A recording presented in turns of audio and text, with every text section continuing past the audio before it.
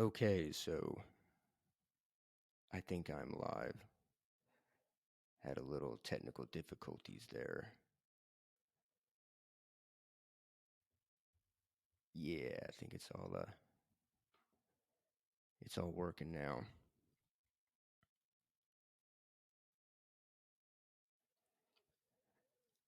I'm gonna give it a couple of minutes, make sure all the kinks are all worked out here. I'm just checking a few things. This is the first time that I've ever gone live on YouTube. I'm looking at myself here because the way this layout is in this program I'm using is a little bit strange. I'm not used to the live lookout looks the live layout looks a little bit different than when I'm just recording it. So give me a few minutes and I'll get kind of used to it. I'm still working out all the kinks here. So all right, I think everything looks good. So I'm gonna do this here. One second.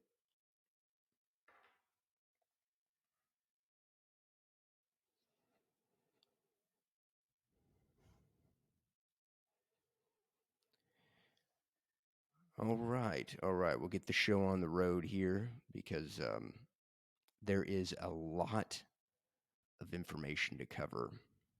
So welcome. Another extraordinary episode of Howard's Blend. Boy, this is May the 30th, 2022. I am live on the YouTubes. This is a first for Howard's Blend. If y'all just tuned in, this is the first for ever that I've ever been live on YouTube for. So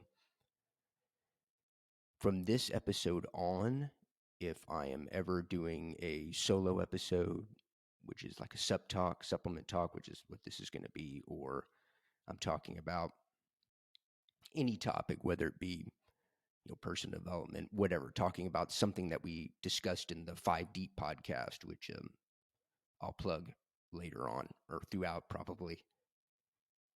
That I'll be doing it live here on YouTube. So that is a change for 2022, even though we're almost 6 months in. Better late than never. And going onward, I'll be doing that. Just dipping my toe in the water, trying new things. So I figured I would go live.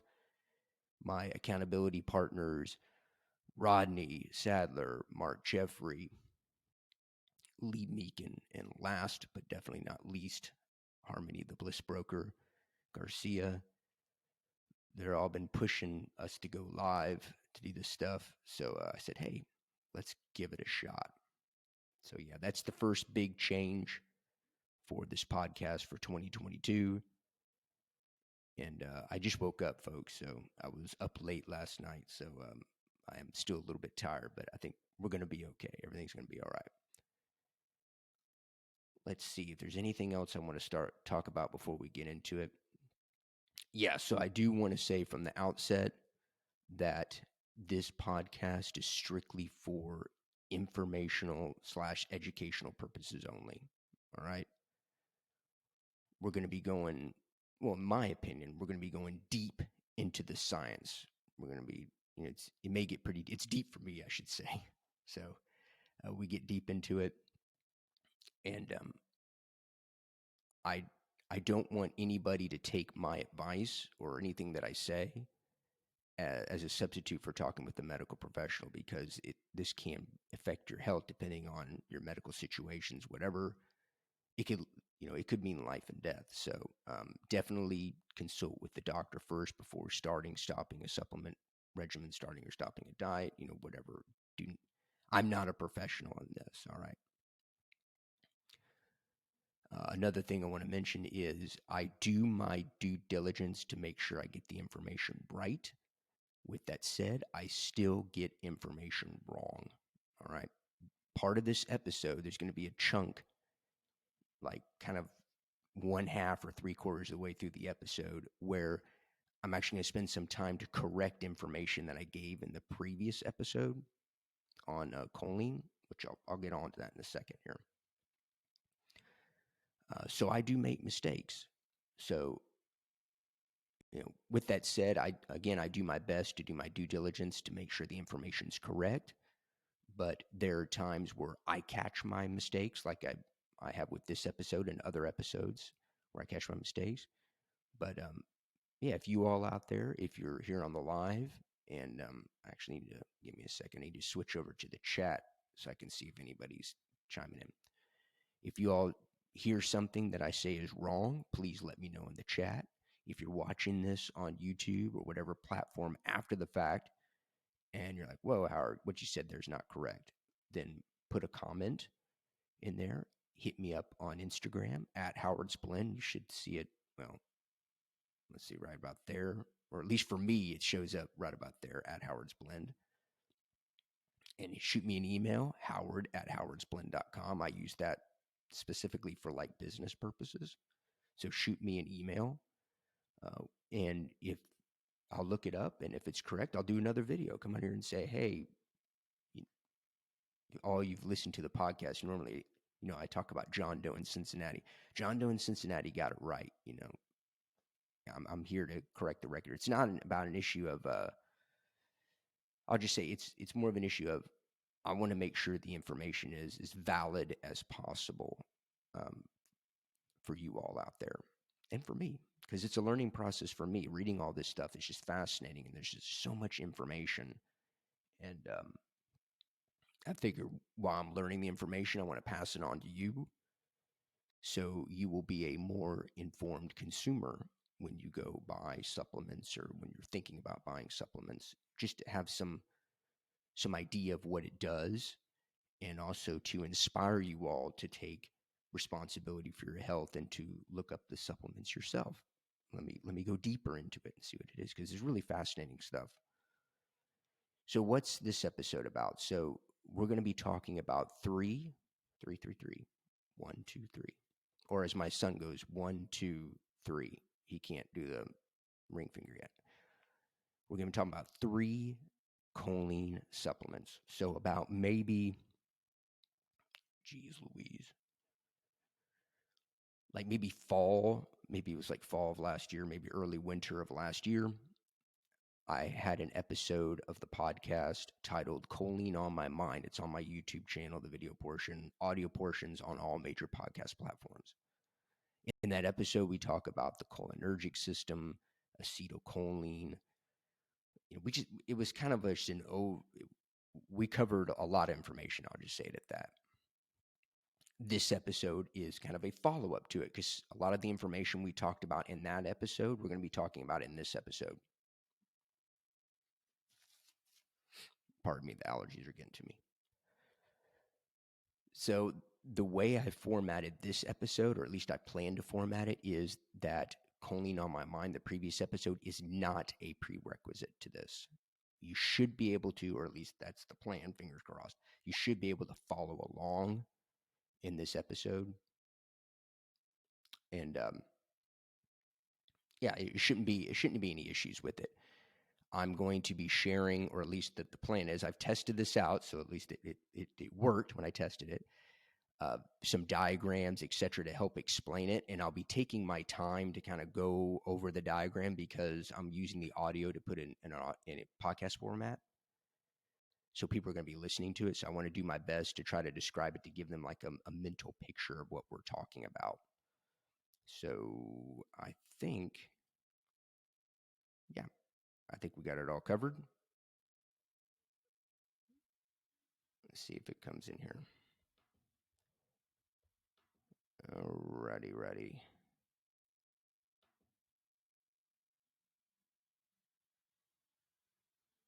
Okay. I'm going to go ahead and get started.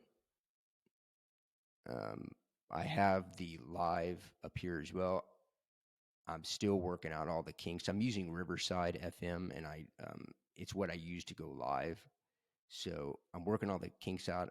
I don't know if there's a delay, if I have it set in here. I don't think I have a delay set in YouTube, but I see that Harmony, the Bliss Broker, has chimed in saying hi, hello. Doesn't come in my chat.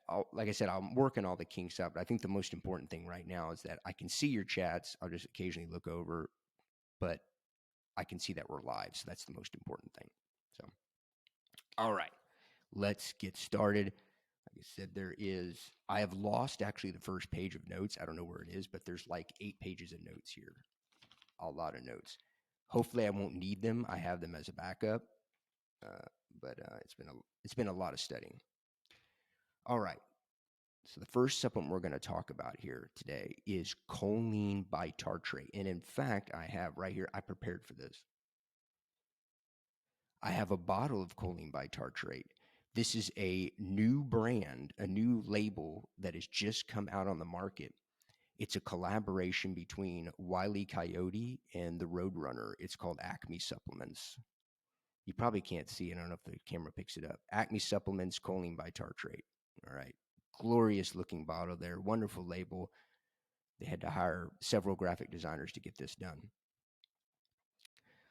Now, looking at the label, I noticed the supplement facts are wrong, so I'm going to have to contact Wile E. Coyote or Mr. Coyote because that's a violation of FDA guidelines. Whenever I try to talk to Roadrunner, I just get beep, beep, beep, beep. So, whatever. All right, so Choline Bitartrate. This is not a real supplement, folks. All right, if you didn't get the joke. Choline Bitartrate is a combination of, choline, duh, and a conjugate base of tartaric acid. So let me go back. Let me reverse here a little bit. Choline bitartrate in total is what's called an amine salt. So we're going to cover all this. So choline bitartrate, you have choline and then a conjugate base of tartaric acid. So we'll start with tartaric acid first. What is tartaric acid? It's a compound that's found in many fruits. You have like citric acid, which is found like in citrus fruits, lemons, limes, etc. Well, tartaric acid is found in other fruits. It's in, trying to remember off the top of my head, it's in like berries, strawberries, etc. If you do any reading on it, you'll see it often referred to being in grapes. And we're going to get into kind of a little bit of like the wine making process because that's mentioned as well. So tartaric acid is usually associated with grapes if you do any type of reading on it. All right. So we know that. All right. So conjugate base, what does that mean? Conjugate base. So this is where we're going to show our first diagram here. So wish me luck here as we try to do it. I'm going to have to share my whole screen so you'll see my wonderful screen. And then I will do this. All right. Hopefully you'll be able to see that. And I'm checking the live feed to see if it comes through. This is a molecule of tartaric acid right here. All right. These here, so you have this OH, OH, OH, OH in 4 different places. Those are, I'm not a master at chemistry, so last time I took chemistry was in friggin' high school. So those are hydroxyl groups. All right. So keep that in mind. This is tartaric acid. There are 4 hydroxyl groups. All right, let me stop sharing here. Is that? And then now I'm going to bring up another diagram.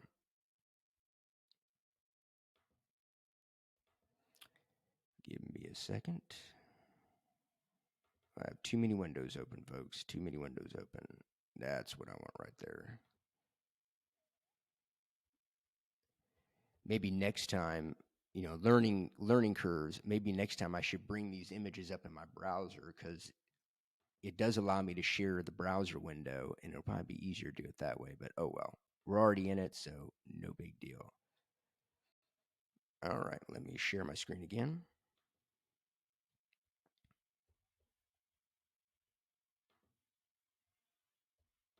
I gotta click that. Okie dokie. So, all right, I can see if it's sharing correctly here.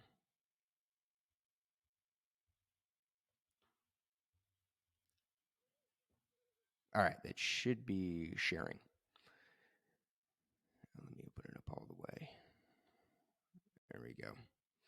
This is a molecule of choline bitartrate. Choline is up here. Not really worried about that right now. All right. This is bitartrate down here. All right. So if we notice here, there are only 3 hydroxyl groups. 1, 2, 3. The fourth one, the hydrogen's gone. So I'm going to stop sharing my screen because it may be causing some delay. All right, so we're back. So tartaric acid has 4 hydroxyl groups. Bitartrate has 3. Right? So essentially what is meant by a conjugate base of tartaric acid is, let's say you have on the right, you have tartaric acid with its 4 hydroxyl groups. And on the left, at least on the left, on the left you have bitartrate with only 3. Essentially what's happening is the hydrogen, what's called a proton, it's being removed from tartaric acid, and then it can go to bitartrate. All right. So essentially, they can flip just by that one hydrogen ion. It can go from tartaric acid on the right over to bitartrate, and now bitartrate becomes tartaric acid, and tartaric acid becomes bitartrate. That's what it's meant by conjugate base. At least that's how I understand it. Is they can go back and forth just by the change of one atom there. All right. So that's a conjugate base. Right? So now we go back to what I said, kind of like the definition of choline bitartrate. It's an amine salt. What the heck does amine salt mean? Well, we'll start with salt. By salt, Howard, do you mean table salt, like what you put on your French fries? Well, no and yes. And I say it in that way for a particular reason. No, when they say it's amine salt, it is not like table salt. No. Yes, in that table salt is a salt. Right? So in chemistry, a salt is a compound that combines the positive charge of what's called a cation and the negative charge of an anion. So when I say salt is a table salt is a salt, the positive charge is sodium, Na. The negative charge is chlorine, or Cl, negative. You combine those together, sodium chloride, table salt, it is a salt. All right. Amine. What's an amine? So an amine basically is a derivative of ammonia. And if I'm remembering this right, this is strictly off my memory. Ammonia is NH3. So it's an atom of nitrogen and 3 atoms of hydrogen. It's that stuff that you can buy it in the bottle to clean like your bathroom, and it's got that powerful smell that wakes you up. That's ammonia, NH3. So I'm going to share another, let's see if yeah, that's what I want to share. Okay, I want to make sure I'm sharing the right screen here. So we're going to share my entire screen again. Sometimes it takes a minute for it to come up.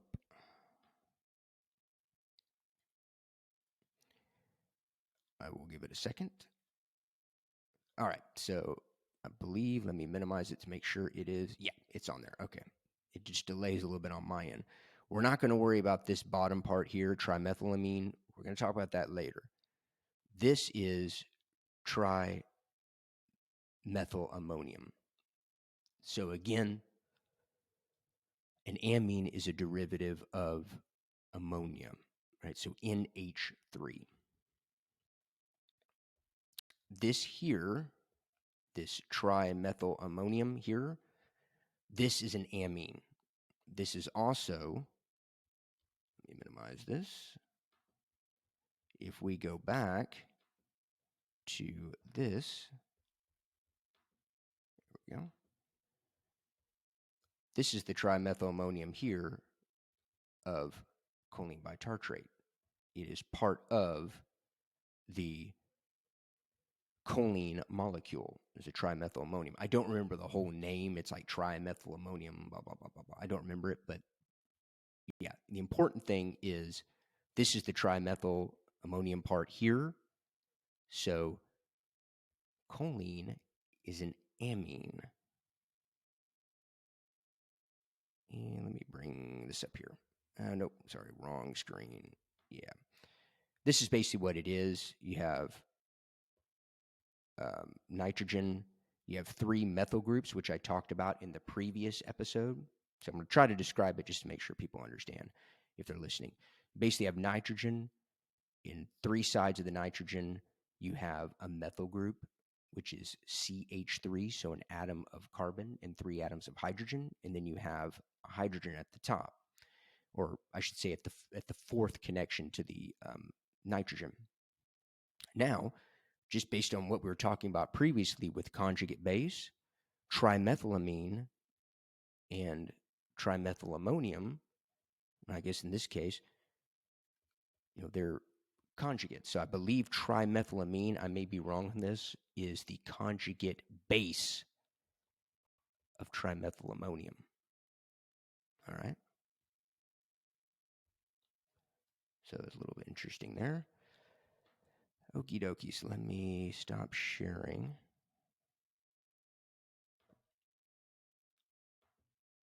All right.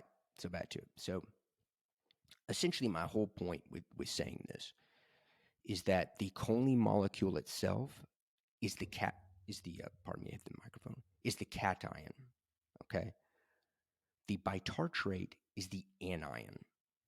Right? Those two together, positive and negative, you have a salt, an amine salt that uses choline and the conjugate base of tartaric acid. So pretty sure I explained that.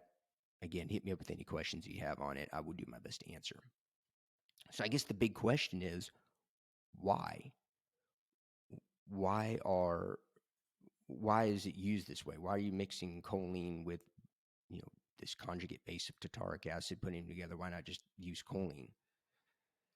The reason being is because when you use this salt, this bitartrate, it improves solubility. So basically like dissolving like in fluids, the idea of dissolving in the body's liquids, and it improves absorbability, improves bioavailability. That's the reason why it is used that way. I'll give you a couple of examples, I guess real world examples. So baking. So in the wine making process, when grapes have to be fermented to make wine, a substance is created called potassium bitartrate. It is a salt. Potassium's the cation, bitartrate's the anion. Potassium bitartrate is also known as, AKA, cream of tartar, which I think is used in baking for like anti-caking or what's that stuff, like a thickening agent? Not sure. I remember when I was a kid and I would go with my mom to the grocery store, and we would see I would see in the baking aisle a container of a cream of tartar, and I always thought as a kid, like, oh, I guess that's what they use to make tartar sauce, like to dip your fish sticks in or something like that. So, but no, I mean maybe it is, I don't know, but as far as I know, no, it is not used to make tartar sauce. That is a salt that is used that people could probably use every day, and they didn't even think about it. Now, in the medical field, I'll give you like more of a professional. Vicodin. And I think one of our episodes of 5 Deep, Harmony, the bliss broker Garcia, talked about how she was taking Vicodin. I forgot the context in which it was. Well, Vicodin combines hydrocodone, and I think there's also acetaminophen, which is like Tylenol, bitartrate. It uses the conjugate base of tartaric acid, which is bitartrate, and then combine that with hydrocodone in this case, and then you get a salt. So medical companies, or I guess pharmaceutical companies, use it as well to improve bioavailability. All right, so that's a long way of explaining what choline bitartrate is, I guess, on a molecular level and the reason why it's that way. So something else I want to mention is all these 3 supplements, I'm going to be going through like what I have as like positives and negatives of it. So I'm going to count that for choline bitartrate from Acme Supplements, brand new brand. I'm going to count that as a positive because, mixing these two together, creating this amine salt, and it improves bioavailability, which is good. That's what you want. When you take your supplements, you want you want your body to be able to utilize as much of it as possible. And that's what you're paying your money for. It's what you're taking it for. So I'm going to mark that ching in the positive category. Another positive is the choline content by weight. So let's just say this, I didn't put it on here, but, oh, pardon me. They didn't put it on your Acme supplements. Let's say this choline bitartrate is Jesus, that didn't focus too well. All right, let's just say it's 1,000 milligram capsules. All right. Well, choline bitartrate is about 41% choline by weight. So out of that 1,000 milligram capsule, about 410 milligrams of it is actual choline. One second.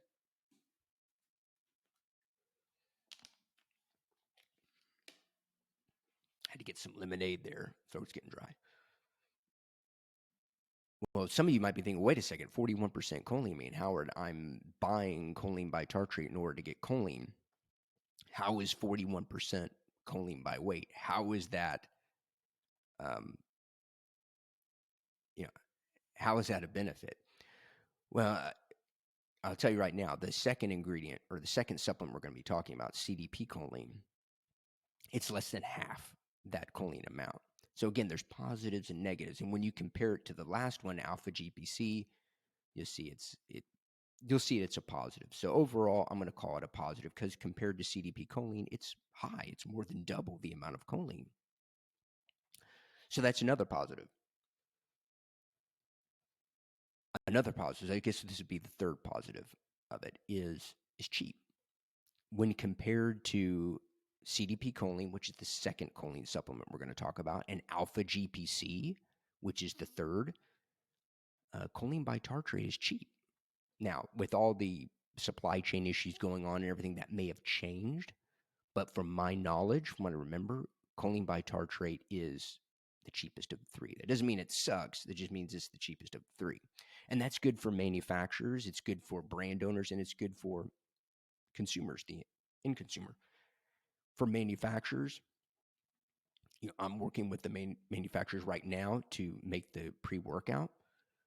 It could be a benefit to them because if you have a client being like a brand owner like me, and they say, well, I'm not really sure what ingredients to put in there for like nootropic factor. Hint, hint, hint, what we're going to talk about. Nootropic factor. Then the brand owner can say, well, okay, we have Alpha-GPC, CDP-Choline, and choline bitartrate. Well, Alpha-GPC and CDP-Choline may be too much money, but yet then they say, well, we have choline bitartrate. It's a form of choline and it's cheaper. And then it can fit with the consumer, the manufacturer being the brand owner, me. It can fit with our budget. Because I can tell you right now with the pre-workouts, they're not cheap. Yeah, not cheap.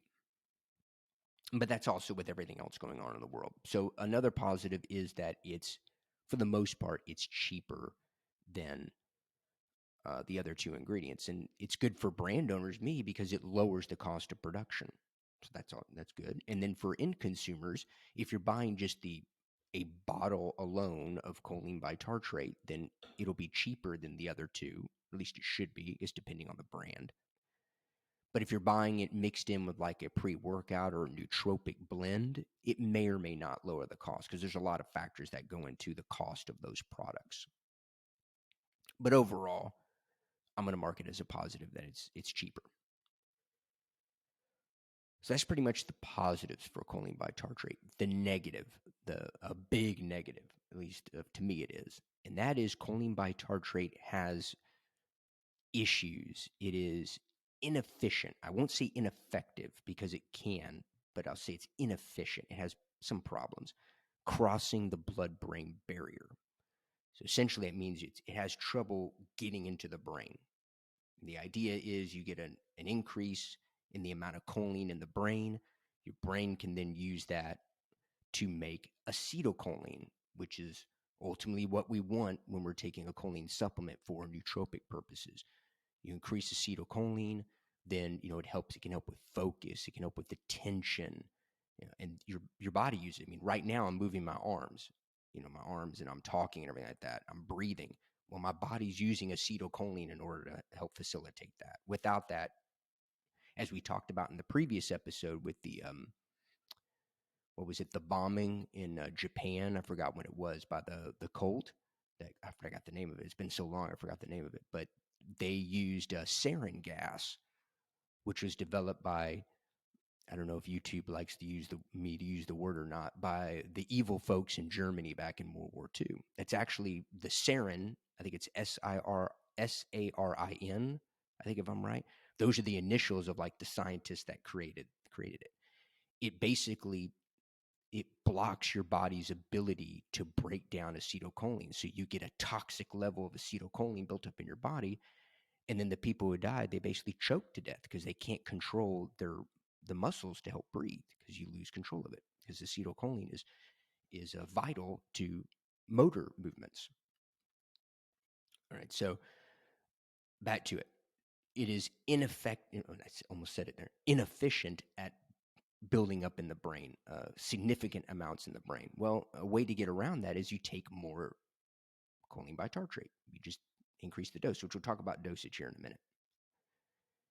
So blood-brain barrier, I mentioned that. What is the blood-brain barrier? So I'll go into that here for a little bit.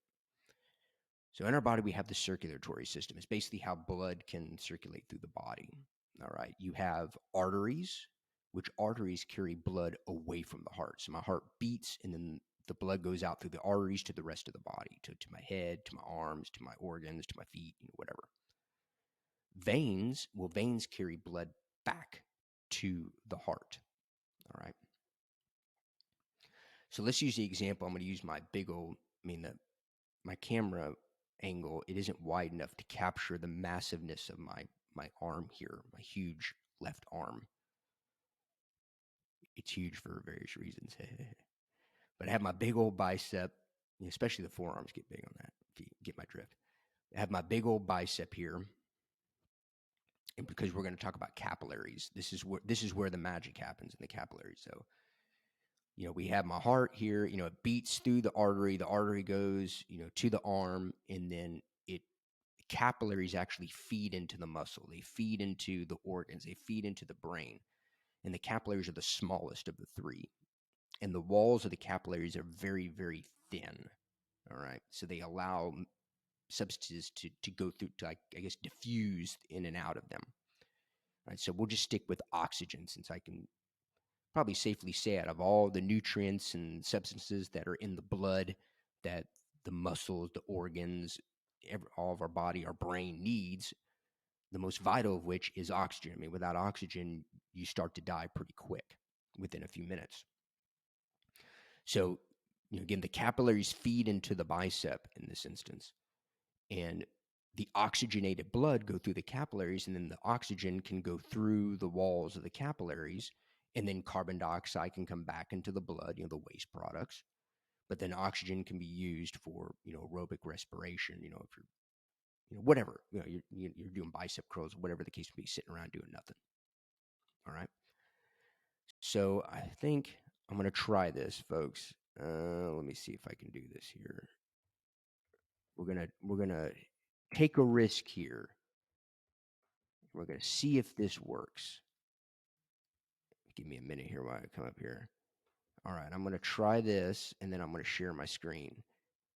Let's do. Yeah, I'm just gonna do I'm gonna do a line here. Boom. Boom.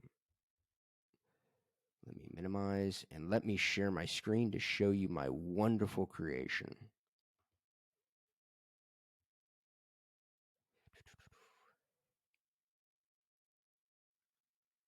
As I'm waiting for it to come up on my screen. And I apologize in advance for any delay or anything on here. Yeah, here we go. I apologize in advance for any delay. I am using the conference room of the apartment. The Wi-Fi signal seems to be pretty strong. At least that's what YouTube tells me. The connection was great. There's a new Wi-Fi here, so that's awesome.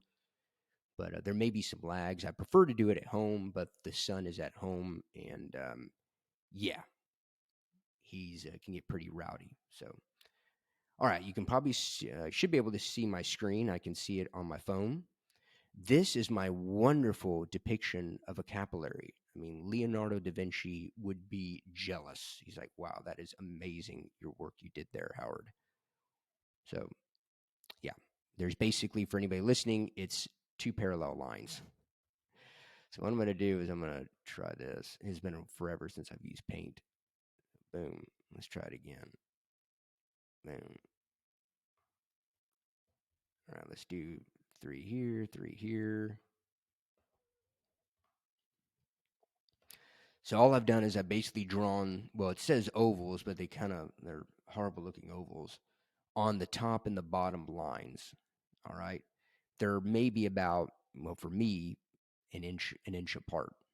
All right. Of course, this is supposed to be a capillary, and these circles are endothelial cells. All right. We talked about endothelial cells in the episode on citrulline, because that goes into the whole idea of vasodilation, expanding the blood vessel walls, capillary walls to help get more blood into the muscle, etc. This is obviously not to scale, but in between the in between these endothelial cells, there's these spaces, like these 1-inch gaps. Well, that space allows for more substances to come into the bicep muscle, my huge bicep, and then out of the bicep. It allows for that.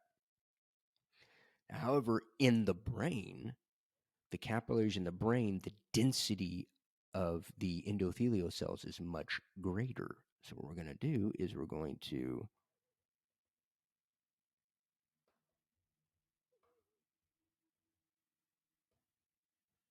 we are filling the gaps of the capillaries with the endothelial cells in the bicep. In the brain, those gaps are much smaller. There's a higher density of endothelial cells in the capillaries of the brain. So this prevents a number of substances from coming into the brain, from the blood to the brain, and then vice versa, from the brain back into the blood. Those endothelial cells act as the blood brain barrier. There's a lot of substances you don't want getting into the brain. I mean, I could think of one would maybe be like bacteria, viruses, certain compounds, etc. You want to try to prevent those from getting into the brain. I believe the blood brain barrier also exists in the spinal cord as well. All right. So choline bitartrate, because there's a gap, you can see well, if you look closely, there's little tiny gaps there. So there's still gaps there. Maybe that's how they get in. Okay. Uh, but the density of those endothelial cells in the capillaries is much denser in the brain. So that, again, acts as the barrier, but that also means that choline bitartrate has more problems, inefficient at getting into the brain. So you have to take more of it. That's the big negative with choline bitartrate. Let me stop sharing my screen. So that leads us directly into dosage. All right. The dosage of choline bitartrate on the low end, it's about 250 milligrams. That is for what's called quote unquote general health. If you're not really concerned, for the most part, with nootropic benefits of choline, then for choline bitartrate, it's 250 milligrams. When I say general health, it's for the health of the liver. So in the previous episode, at the beginning of the episode, I talked about choline bitartrate being vital for liver health. And I use the example of people being fed through a feeding tube that lacked choline. After a time, they developed non-alcoholic steatohepatitis, which is a precursor to cirrhosis of the liver, which is scarring of the liver. And the doctor, and I forget the doctor's name, I don't even remember if I said it or not, he discovered that if he put choline into the solution that they were being fed through, that after a time, the non-alcoholic steatohepatitis cleared up. And in that episode, Choline on My Mind, I just left it on at that. I just said, oh, well, that proves that choline, or at least indicates that choline has some contribution to liver health. Well, later in this episode, we're going to go into, pardon me, later in this episode, we're going to go into exactly the mechanism by which choline can assist with liver health, and it's a big one. So it may not be the only one, but it's one that I read about, and it's vitally important. All right. Yeah, so that's the low end, 250 milligrams, all the way up to 3,000 milligrams or 3 grams. Now, that 3-gram level, that's where you're getting into like your nootropic, where you're getting enough of it to get into the brain. I mean, that would be what? Roughly 1,400, I mean, it's a little bit less than me, 1,400 or so milligrams of choline if you're taking that much over the course of a day. And with supplements, everybody's different.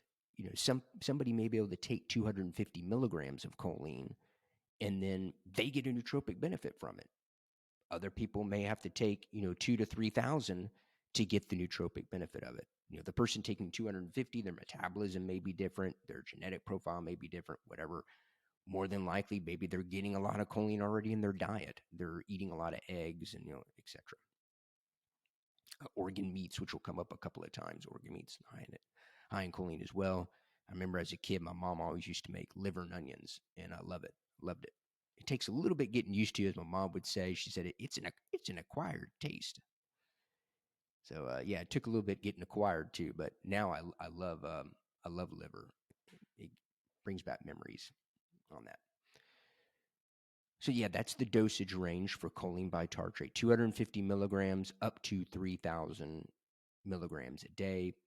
And with any supplements, of course, if you've checked with the doctor, run this by the doctor, I always start with a low dosage first to see how I react to it. And then I slowly build myself up, to make sure to try to limit the potential of negative side effects. There are negative side effects for all three.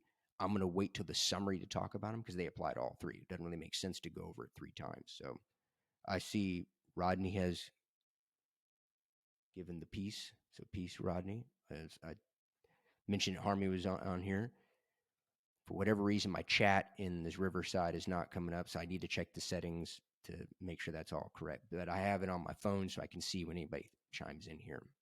And please feel free to ask questions on here, folks. This is, if anybody has any questions, this is why I do the live, just to get a chance to talk to y'all while I'm recording these episodes. I will do my best to answer. If I don't know the answer, then I will research and then get back to you and make another video. Give you a chance to answer your question. Maybe it's a question that multiple people have. So, and please feel free again to ask questions on the recorded. Hit me an email, Instagram, comment on the video, etc. So I think that is, I think that's it for choline bitartrate. That is the first supplement. Acme Supplements, choline bitartrate. Beautiful label. Again, I need to talk to Wile E. Coyote because it's got a berberine supplement facts panel for choline bitartrate. That's violating FDA guidelines. And if they advertise this, it may be violating FTC guidelines. So I'm going to put this over here. I'm going to recycle it later, folks. Recycle. All right, on to the next supplement. This is where we start to get into like even more juicy details. All right, folks. So then this is Supp Talk. This is going to be my segment. We'll call them Supp Talk, like supplement talks.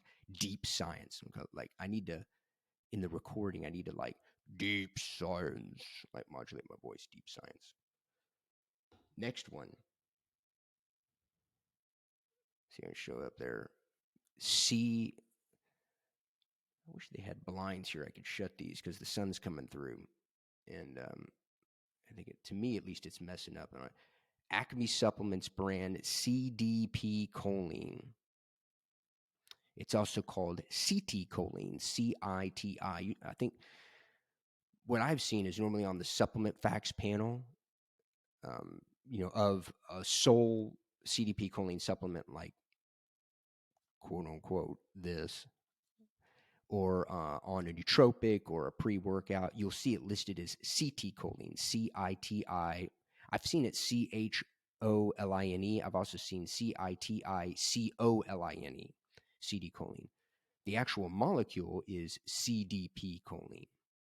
So that stands for cytidine. Now, I've heard cytidine or cytidine. To me, it's easier to say cytidine, so I'm going to stick with cytidine. Cytidine diphosphocholine is what it means. I'm going to set that over there. All right, so positives and negatives. We'll go with that. Oh, actually, I think I may have a picture of the molecule that I can show you. Let me see. I don't think I need these anymore. I'm gonna close these out just so I don't get confused. Yeah, I actually have a picture of it. I think I got this from. Did I get this from Wikipedia? Yeah. Let me close this. All right, let me share my screen and I'll show you a molecule of it. And then obviously, yep, we're going to go all through, get into the juicy details of it. I said we're only on the second molecule, and we still got one more, and I need to go over some corrections that I made. So we still got some good amount of information to go over, folks. But I think those of you who like the deep science, you like to drill down to the details, I think you're going to be very happy with the end product of this.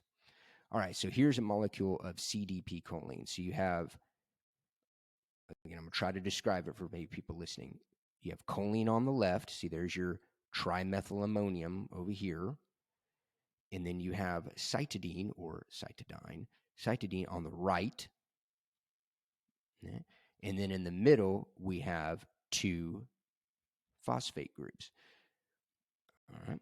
Phosphate being a phosphorus with 4 oxygens bonded to it. At least that's kind of a simple definition that I've understood from it.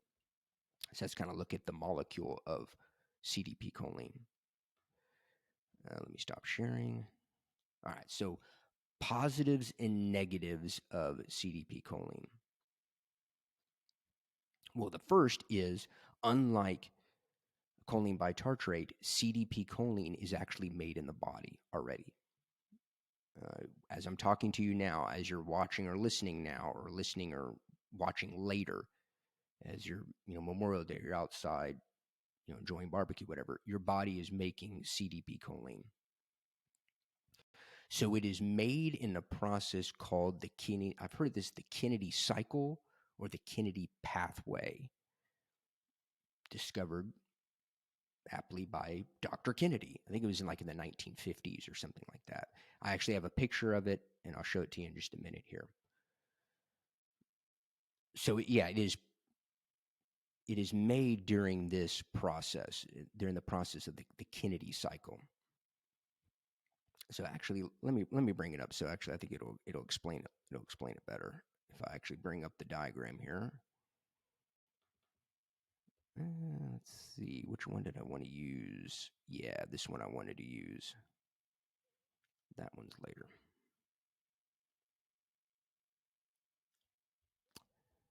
Let me share my screen.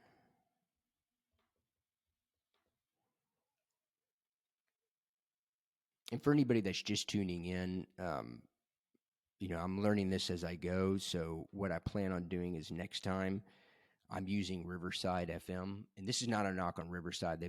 I've done interviews using them. It's a wonderful product. I mean, it's very, very high quality. The way it does the recordings and everything, especially if you may not have the best of connections, it'll still make your end result, like if you're doing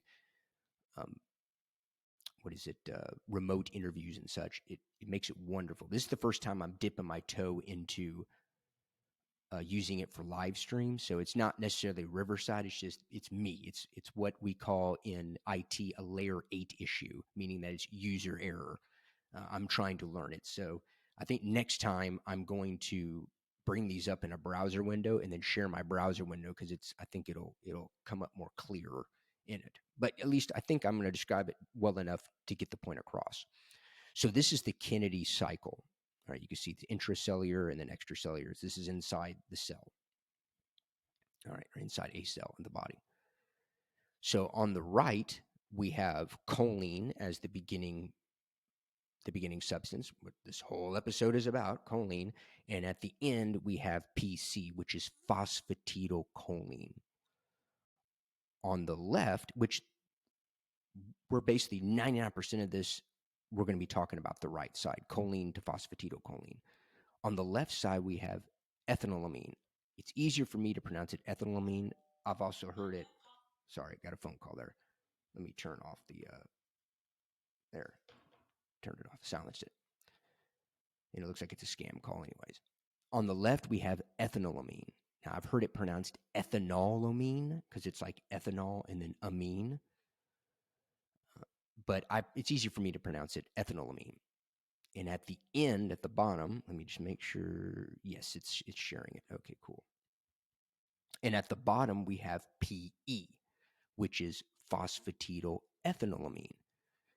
This is going to, the left side, the phosphatidylethanolamine, it will come up later after we've talked about CDP-Choline when we get into the corrections I need to make from the previous episode on Choline On My Mind. So this will come up later. So we're just going to leave it at that right now. I'm not going to go any more details on it. So again, we're going to be focusing on the right side. So as you can see, let's see if it, it doesn't list it here. Oh, wait, no, sorry, it does. Right here. After we have choline, P-choline, then CDP-choline, and then we have phosphatidylcholine. So pretty much like the third step, the second step, the end result is CDP-choline. That's how it is made in the body. All right. Well, what's the purpose of this PC? And why is PC being made? Well, phosphatidylcholine is a phospholipid that is a component. Let me minimize this and then share. Oh, let me stop sharing for a second. It is a component of the membrane of our cells. I believe I'm correct in saying that it is the most abundant of the phospholipids in the membrane of our cell. So very important. And as you saw from the diagram there, our body uses choline to make phosphatidylcholine. So our body uses choline to make acetylcholine. Well, it also uses choline to make phosphatidylcholine as well. So that's why it's a vital nutrient that we consume either through food or through supplements. And this goes to show that I am very, very tired this morning because I planned on bringing a bag of Howard's Blend plant-based protein powder to promote it, and I forgot it. It's at home. Oh, well. But Howard's Blend plant-based protein powder, it's got choline as well.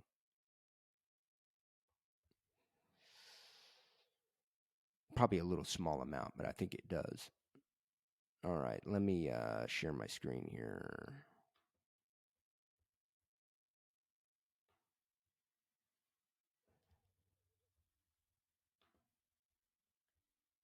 Share entire screen.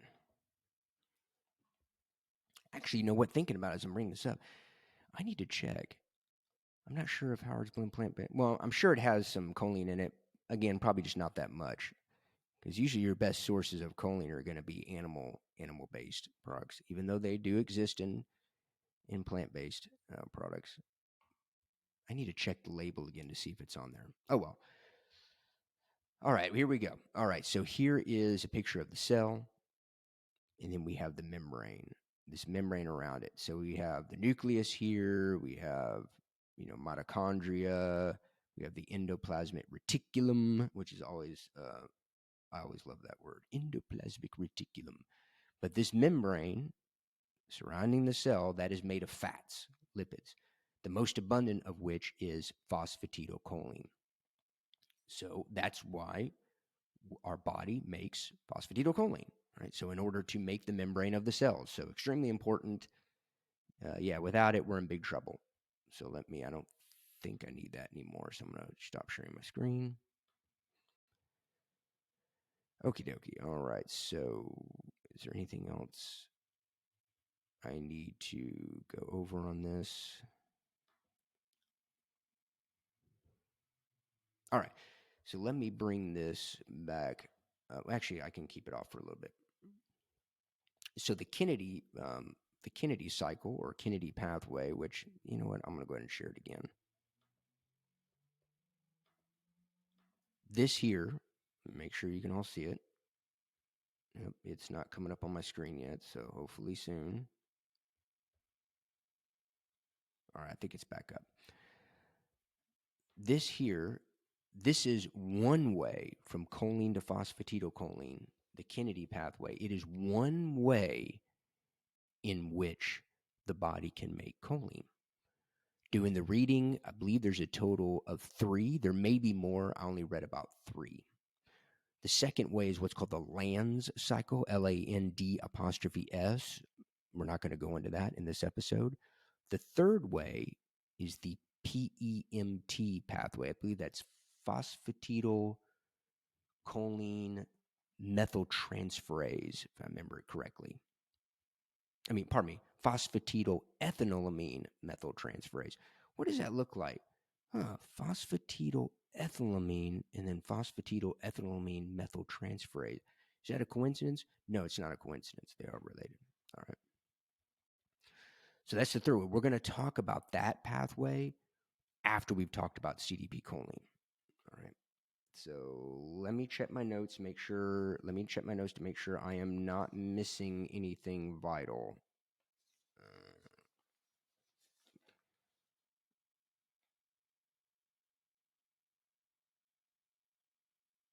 Yeah, I think we're good. I think we're good on that. I think we're right exactly where we should be. I haven't missed anything, which is amazing for me because my memory is gone as I get older. I will soon be 46 years old. God help me. All right, so this is one way. Again, we have the land cycle and then the PEMT pathway. Those are 3 that I read about. There could be more. Again, if you all know of more, let me know, but those are 3 that I know about. All right, so now we're going to go through the steps of this Kennedy pathway. I believe since the Kennedy pathway is essentially both of these, choline to phosphatidylcholine, ethylamine to phosphatidylethylamine. Pardon me one second.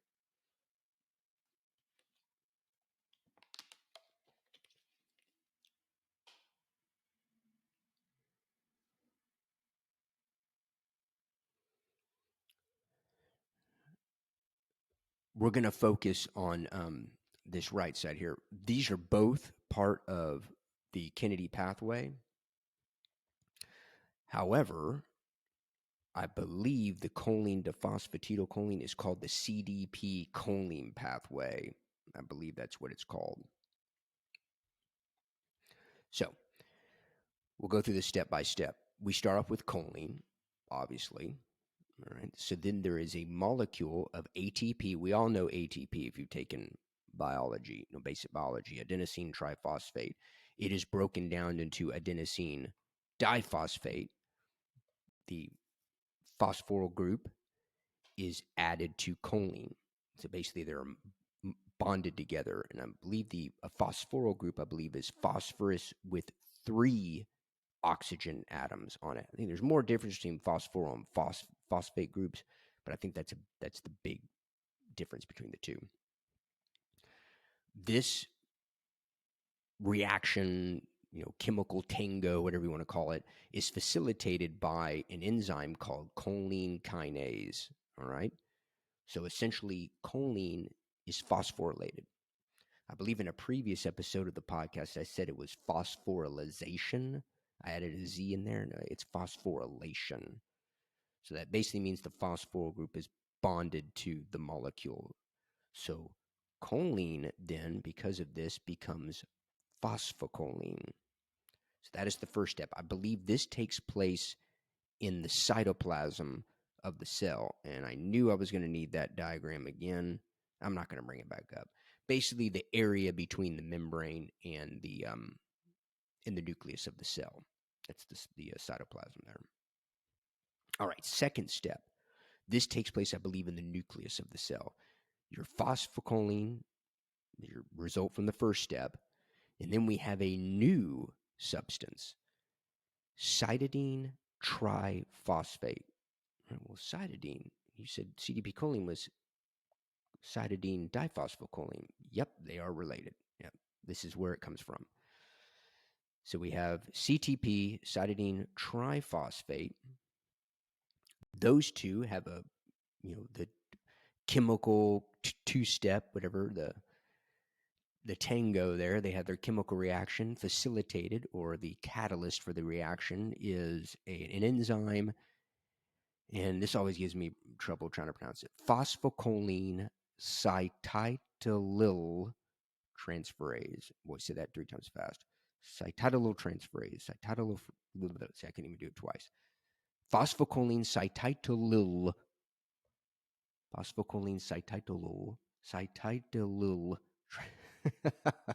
Yeah, you get the point. It's the enzyme that facilitates the reaction between phosphocholine and CTP, cytidine triphosphate. The end result is CDP-choline.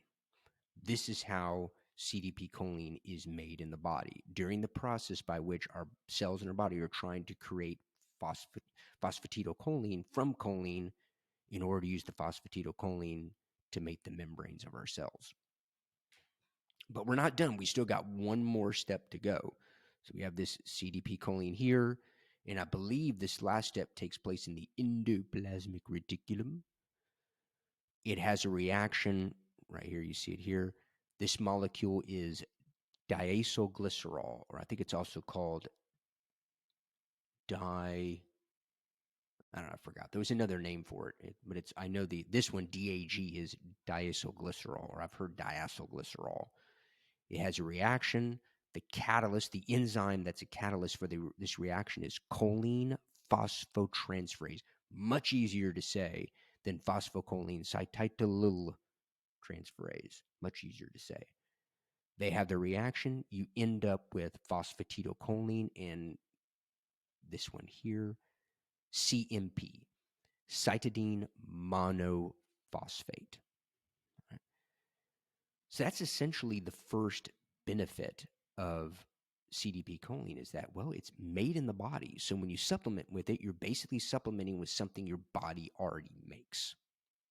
All right, so I'm going to stop sharing this. And remember, because this is the Kennedy cycle, this will come up later.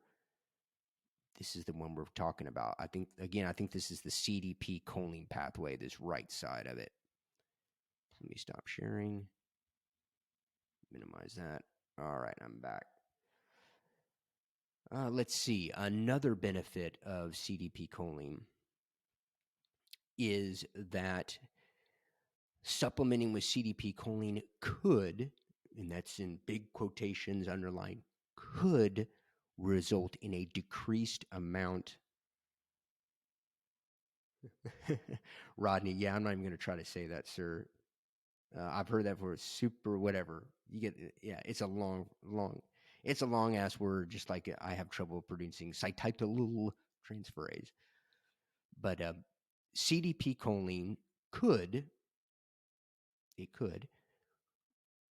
result in a decreased amount of trimethylamine production.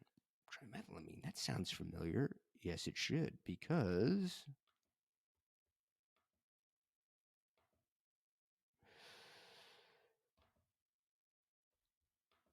right here, there's your trimethylamine there. We talked about earlier. Literally, it's nitrogen, so that makes your amine. But then we have trimethyl, 3 methyl groups, CH3. It literally would be, I think it's N, if you write it out like the formula for whatever, I think it's N, and then you have parentheses, CH3, close parentheses, subscript 3. So it's literally 3 molecules of methyl groups, or 3 methyl groups, and then a nitrogen. That's trimethylamine. So supplementing with CDP-choline could result in a decreased amount of trimethylamine being produced. Trimethylamine being an amine, just like what we talked about with CDP-choline. So in the previous episode, we talked about this, the idea of trimethylamine, and then also TMAO, which is trimethylamine in oxide. Basically, an oxygen is added to the nitrogen, and I believe that occurs in the liver. And what we referenced for last episode was that trimethylamine could result in a fishy odor. So I think it was referenced that their urine smells like fish, Their breath smells like fish, which is what I'm told all the time. That's why the women run away and say, "Oh, your breath smells like fish." I'm like, "Oh, sorry, I got too much trimethylamine. I'm sorry." That's what you can use now, guys. You say, "I'm sorry, I got a buildup of trimethylamine. I can't help it. I got fishy breath, fishy breath or fishy odor breath." But I've heard that the body, like it excretes like a fishy smell. I mean, so it's not harmful, at least to my knowledge. It's not harmful, other than your social life is harmed by it. And what happens is it's produced by bacteria in our intestines that metabolize choline, and I believe carnitine as well. It can do it with it as well. But other than the fishy odor, which yeah, I mean that could be a big deal to people, especially mentally, socially, whatever. The liver converts it into trimethylamine N oxide, which good thing is it doesn't smell like fish anymore. Bad thing is it's not good for your body. It can lead to heart disease. I've heard cancer, diabetes, just a number of different um, chronic, illnesses can be caused by too much TMAO, is what it called, trimethylamine N oxide.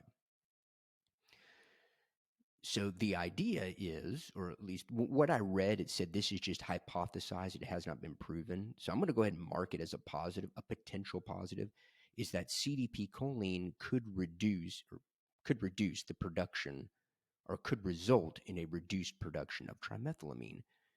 And there was like maybe two or three reasons given, or possible reasons why that is the case. The one that made the most sense to me is that in the intestines, the cytidine diphosphocholene, it's still intact. So the cytidine hasn't been separated yet from the choline. It's still intact. So then it didn't say this. I'm only assuming on this that it's tougher than for the bacteria to act on it and to metabolize it to create this TMA. It didn't state that it stops it fully. It just reduces it, so TMA can still be produced, which could then ultimately be turned into TMAO. Um, but it could reduce it, so then maybe there's less of a chance of it building up. And I think in that same episode, I think it was, I don't remember the vitamin. It was riboflavin. I don't remember what B vitamin that is, but that it's possible that taking riboflavin could reduce or eliminate that fishy odor. So, all right. But that's going to be a positive, because you don't want a buildup of TMAO, whether whether a buildup of it's going to cause you to have some sort of chronic illness. I haven't seen that confirmed or not. I think ultimately you just don't want a buildup of it.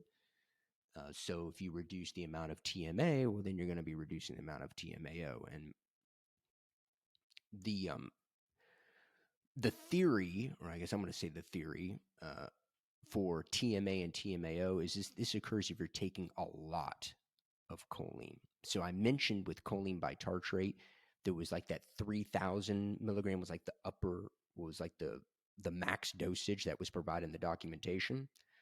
Well, there's something also called the upper limit of choline in general. And I think it was like 3,500 milligrams or something like that. I've also seen that you may not have to worry about TMA all the way up to 7,000 milligrams of choline. So now this is not just CDP choline or choline bitartrate. This is choline in total. So this is the food you're eating, supplements, etc. So if if you hear this and you're concerned, you talk to your doctor, maybe whatever. If you're, especially, I would think if you're on something like a carnivore diet where you're eating nothing but like meat or eggs or something like that, or maybe a keto diet, then where you're consuming a lot of eggs, because eggs have a lot of choline, then that may be something you want to talk to your doctor about, see if they're concerned. I believe there's a blood test to see how much TMAO you have in your body. Maybe it's just something to talk to your doctor about. So I'm going to list it as a positive, because if it is indeed something to be concerned about, well, then CDP choline may reduce that, and you're still getting your choline. Okay, another positive. Let me see what the oh yes, I remember now. I was going to look at my notes and I remembered. Is regarding uridine. I think it's Uridine, not urine, uridine. Uridine is to keep it short, it's a non-essential nutrient. So our body makes it. I'm not going to get into too much on that because that would involve a whole bunch of more reading and then all these additional notes and everything, which I'm open to do maybe for a future episode. But it's a non-essential nutrient. Our body can make it, but it's also in foods, broccoli. I think it's in tomatoes, and it's also in organ meats. So organ meats again for the win. Organ meats are very, very healthy, assuming, for moral reasons or dietary reasons, wherever you don't eat animal products. But organ meats are very healthy for you. I have a lot of vitamins and nutrients, etc. in it. So uridine, wait a second now. We're talking about CDP-Choline. You're talking about uridine. What the hell does that have to do with anything? Well, in the body, cytidine is converted into uridine. So if we bring back up, let me see if I still have it up here. Yes, I still have it up here. So let me share the screen again. Share. No, we're not going to look at my wonderful artist drawing of a capillary. It is sharing. Good deal. Here at the bottom, we have CMP, cytidine monophosphate. Now, I believe what happens here is that can be converted. This is just taking the example of the Kennedy cycle. Cytidine monophosphate could be converted into uridine. Uridine is converted into uridine triphosphate, which is then converted into cytidine triphosphate, which is what's needed for the second step of the Kennedy cycle to make CDP-Choline. So our body makes uridine already. The uridine our body makes, it's converted to uridine triphosphate, then into cytidine. So essentially what we're doing by taking CDP-Choline is you're increasing the amount of cytidine, because eventually the cytidine and the choline are separated. And then that cytidine gets converted into uridine, which then eventually gets converted into cytidine triphosphate. Now, uridine may also have cognitive benefits to it. It may be a nootropic as well. It may help to improve memory. It may also be cholinergic. Cholinergic meaning that it increases acetylcholine levels. This was also seen in one of the documentations I saw in aged rats. It was shown to improve memory, etc. And that I wanted to bring that up with the aged rats because I wanted to mention something real quick. I'm obviously not a researcher, so I'm not a scientist. Say I'm not doing this in the lab or anything, but yeah, there's a number of supplements, especially when you get into nootropics. Some of them are done on rats, and there are studies that are done on people. But there are some studies that are done on rats. One of the ingredients we're going to be talking about in the future is lion's mane. This is kind of off the top. I just figured I'd mention this quick, but one of the benefits of lion's mane is it increases like the brain-derived neurotropic factor. I think I'm pronouncing that correctly. But it actually causes like physical changes to the brain. So in order to validate whether that works or not, they have to decapitate the rats or the mice to actually look at their brain to see if it's actually physically changed. Well, I mean, unless you want to go to jail, you can't do that on humans, living humans, and it won't work on a dead person because they're dead. There's nothing's going to change on that except for just their body slowly decaying. So there are, there's back and forth on it well, this has only been studied on rats or mice, and then how's that going to translate into humans? I'm not going to say whether that's right or wrong. I mean, obviously they have to change the dosage between humans and mice, because mice have completely different metabolism, much faster metabolisms than people, and they're obviously their weight's different and everything. I just wanted to throw that out there that yeah, preferably you want to do it on humans, but there are some rat and mice studies, and that could translate over. That's just my 2 cents on it. Went way off topic there, but I just wanted to throw that out there that some of the studies that I read on this, they were done on rice. That'd be interesting. They were done on mice and rats, not on people. Or at least the ones that I read, they weren't done on people. So whether that means the benefits are going to translate into people, Don't know. You have to experiment, but before experimenting, talk with the medical professional. I just wanted to bring that up. So uridine could convey some nootropic benefits, and by taking CDP-Choline, we're increasing the amount of cytidine in our body. Thus, that gets converted into uridine. Thus, you could see the benefit of that as well. It's an indirect way of increasing uridine, if I said that right. So that's another benefit, and I think that is all for the benefits. So let me minimize this and stop sharing. So negatives. We're going to negatives here with CDP-Choline. One negative is, I mentioned it during Choline Bitartrate, is the choline by weight, the amount of choline by weight is low. It's 18%.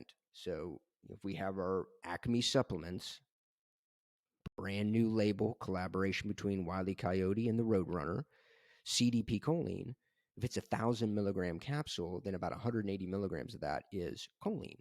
So less than half of what choline bitartrate is. Again, as I explained here, there's positives and negatives with each of these. So that doesn't make CDP-Choline bad. It just means that in terms of the amount of choline bitartrate has more than double than what CDP-Choline has. So keep that in mind. Another, well, this could be a positive or a negative depending on how you look at it. All right. CDP-Choline has a long half-life. Half-life meaning the amount of time that it takes for your body to metabolize is like half of it. We talked about half-life with caffeine, and that I think usually for the most part, caffeine's half-life was like 5 hours or something like that. But there are people with genetic, I won't say abnormalities, but genetic variants, I'll say that it could take them, half a day to go through a half-life of caffeine. So if you take 100 milligrams, how long does it take to metabolize 50 milligrams of that? So for CDP-Choline, it's somewhere around 2.5 to 3 days for the half-life. So if I were to take this 1,000 milligram capsule this morning, let's say I took it this morning, Monday morning, I mean, it could be Wednesday evening before it gets to 500 milligrams in my body. My body's able to metabolize half of it, even up to 3 days. So it could possibly be Thursday morning before it's a half-life is reached. So that could be negative because if you're taking it every day, and again, this is just my interpretation of it. This is not in the research. This is just reading it. I'm like, I'm thinking through my head, like potentials of this. If you're taking it every day, well, then that's building up. And then you may get to the point where even though, for example, we're talking about TMA, even though CDP-Choline may result in a reduced amount of TMA produced, well, if you're taking it every day and it's building up in your body and the half-life is so long, even though it's reduced production, it still may be a lot because you have so much in your system if you're taking it every day, which is one reason why people recommend, and I recommend it too, cycle off of it for a time. Let your body kind of recover. When you cycle off it, that's between you and your doctor, and that's it's kind of a personal choice. Me, I have my things, but my schedule, etc. But that's kind of the negative that I see from it, is that you could have this buildup of choline because it takes so long for it to break down. Now, you could also say, well, it's only 18% choline, so it's going to be a while before you build up a high amount of it. Right? And so that could be a benefit, is that, well, it's actually low in choline, less than half. So you have to take even more of it every day in order to, potentially maybe get to toxic levels of it.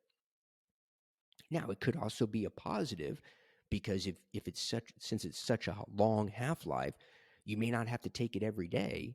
You could skip a day, skip 2 days, whatever, and you might still get benefits from it. So your supplements go longer. The bottle that you bought, it lasts longer because you don't have to take it every day. So I'm going to put that as a negative, but it could be a positive or a negative. All right. So kind of back and forth on that. With that, folks, I believe we've covered CDP-Choline. All right. CDP-Choline right there. Look at this awesome bottle. Great label. Again, took 2 to 3 graphic designers to make that. We're going to set it over here to be recycled later. Now, more juicy stuff, more juicy science stuff. I told you I'm an hour and 20 minutes. I think it took me about 10 minutes or something like that to start because I was just trying to do some prerequisite stuff and then work out all the kinks. I told you this is a long episode, but I think we're well over halfway done, I think now. At least depends on how much I ramble on it. One second.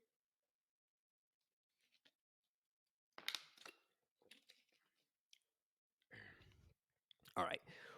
Before we get to Alpha-GPC, last but not least, Alpha-GPC, I want to use this time, one, to go a little bit over that PEMT pathway, the phosphatidyl ethylamine N-methyltransferase pathway. I think we're going to take a little bit of time to go over that, just not very long, brief amount of time, because that was part of the Kennedy pathway. But I'm also going to use this opportunity to correct a couple of mistakes. I'm sure I probably made mistakes in this episode as well, but correct a couple of mistakes that I made in the previous episode, Choline On My Mind. All right. Where I made the mistake was in what's called the folate cycle. So we'll go brief history and then we'll jump into it. So in that episode, we talked about methylation. So methylation is the process by which a methyl group, remember the methyl group CH3, a methyl group from one substance is then provided to another substance. It's called methylation. And then the substance that receives the methyl group it's been methylated. That's what it's called. You've been methylated. You've been terminated. You've been methylated. All right. So we discussed methylation in the context of homocysteine. So homocysteine is, I guess you could say, a metabolite of methionine. Methionine is an essential amino acid. We need to consume it. It is in, you eat your beef, cheese, whatever. It's also in, and this would have been a great segue to throw out the Howard. Just imagine that I have a bag of Howard's Blend right here, and I'm showing you the label. It has methionine in it as well. On the back of the label, this may actually be a really good Instagram story. On the back of the label, it actually gives you a chart showing how much of the essential amino acids are in the product per serving. That's a good thing. But homocysteine is a byproduct of the metabolism of methionine, which is, again, an essential amino acid. So it's natural. It happens. It just happens in our body all the time. It's happening in our body. So homocysteine can get dangerous or toxic if you have too much of it in your body. It could lead to atherosclerosis, heart disease, etc.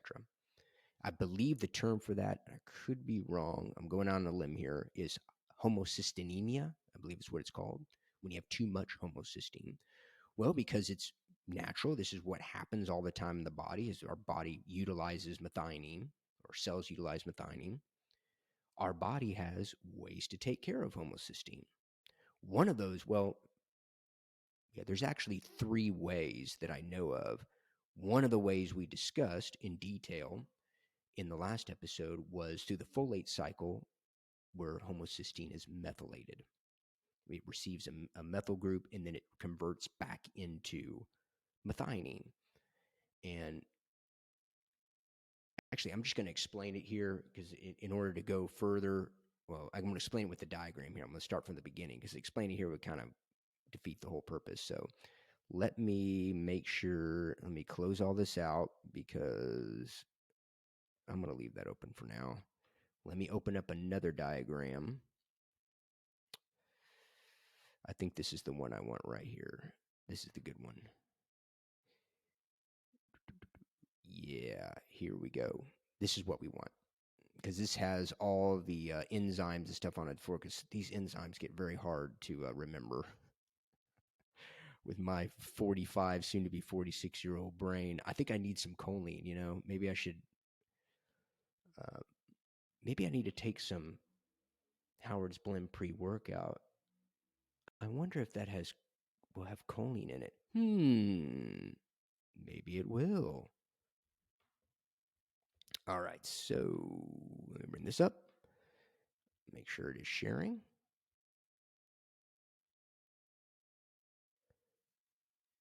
I'm just making sure that it comes up that the program is actually sharing it. All right. Yeah, there we go. Okay. All right. So this kind of is it's an overall view of everything we're going to be talking about. There's literally like 3 different cycles or processes going on here. Okay. So, and this may be, I don't know if this will be difficult to see or not, but I'm going to explain it. So hopefully, my explanation as the other ones, I'm hoping my explanations were sufficient enough if you're having issues seeing the diagram. So here we're going to start with this box kind of in the upper right. This is the transmethylation pathway, and then you have the methionine cycle. It makes sense. We're going to talk about methionine. So it starts off, we have food proteins. So again, we're eating your cheese, your milk, your whey protein, your meat, chicken, your Howard's Blend plant-based protein powder with 20 grams of protein per serving. Hit me up at howardsblend.com on Instagram to get information on purchasing some. It has methionine in it. So there's your source of methionine, your essential amino acids. What it basically means is we need to consume foods with methionine in it in order for our body to get it. Our body can't make that amino acid. All right. So methionine, with the assistance of a molecule of ATP, right, it is converted into SAM, S-adenosyl methionine. And I believe the enzyme, yeah, right here, MAT, methionine adenosyl transferase. All right. SAM, S-adenosyl methionine, again, made via the catalyst of this being the enzyme methionine adenosyl transferase and a molecule of ATP, which gets converted into a molecule of ATP being converted into a molecule of ADP. This S-adenosyl S-adenosyl methionine is what is known as the universal methyl donor. So I'll give you just a few examples here. It methylates proteins. It methylates DNA. It also methylates PEMT. What is PEMT? That sounds familiar. Phosphatidylethylamine. Well, it gets tough to pronounce all this. Phosphatidylethylamine in methyltransferase. What we talked about when we have covering CDP-Choline. So why would DNA need to be methylated? I thought that was an interesting question. Kind of looked a little bit into it. Well, the methylation of DNA essentially regulates gene expression. So gene expression. See if I'm trying to work it out in my head here. So DNA, to me, this is how I understood it. So DNA essentially is like a program. It's like a code. So if you have somebody that does coding for a living and they're typing out the code, they're basically kind of like typing out the DNA. And then when the code is put into a program and that code is executed on, you get a result. The result, if you're programming like a video game, it could be like, if then. If the user goes into this door, then they get burned or destroyed by the werewolf vampire or something like that. I don't, whatever the case may be. Well, with a gene, a gene expression, it basically means the DNA, the code is being used by the cell, and then that code is used to produce an output, just like with the guy going through the door and gets eaten by or burned by the vampire, werewolf, whatever. If the DNA is then acted upon, that code is then read and then executed upon, it makes proteins. And then the proteins are for many, many different things. We're going to talk about a protein here, or a protein used to make an enzyme here shortly. Now, with regards to methylation, I believe the methylation of the DNA actually uses to stop the gene expression. That's why I said regulate gene expression. It stops, like, okay, we no longer need to read this code and execute it in order to make these proteins. We don't need any more.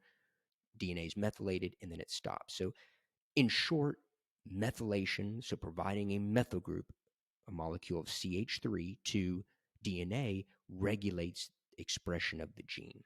Okay? Genes being a combination of nucleotides on chromosomes in our cell, which there's, 23 pair in the nucleus of all our cells. All right. And then nucleotides being, A, T, C, G. I don't remember what those are off the top of my head, but it's just a combination of them. A, A, T, T, C, G, C, A. It's just a combination of those, right, which we'll bring up probably later in this episode again with regards to polymorphisms, because I think I mentioned that in Choline On My Mind.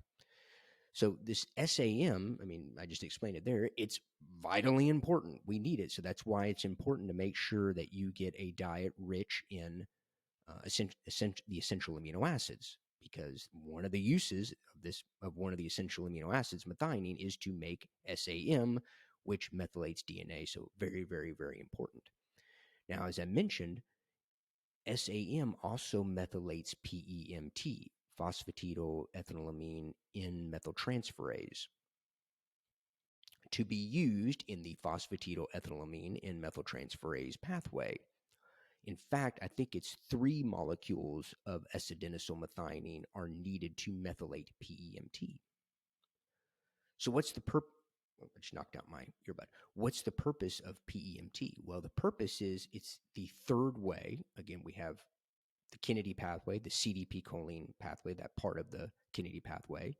We have the LAN cycle, which we're not going to cover in this episode, and the PEMT pathway. It's another way for the body to make choline. Well, with PEMT, this occurs in the liver. All right. With PEMT, the liver converts phosphatidylethylamine with the phosphatidylethylamine N-methyltransferase, the enzyme that's now been methylated via 3 molecules of SAM, S-adenosylmethionine. Through that pathway, the liver actually converts phosphatidylethylamine to phosphatidylcholine. So why would that be the case?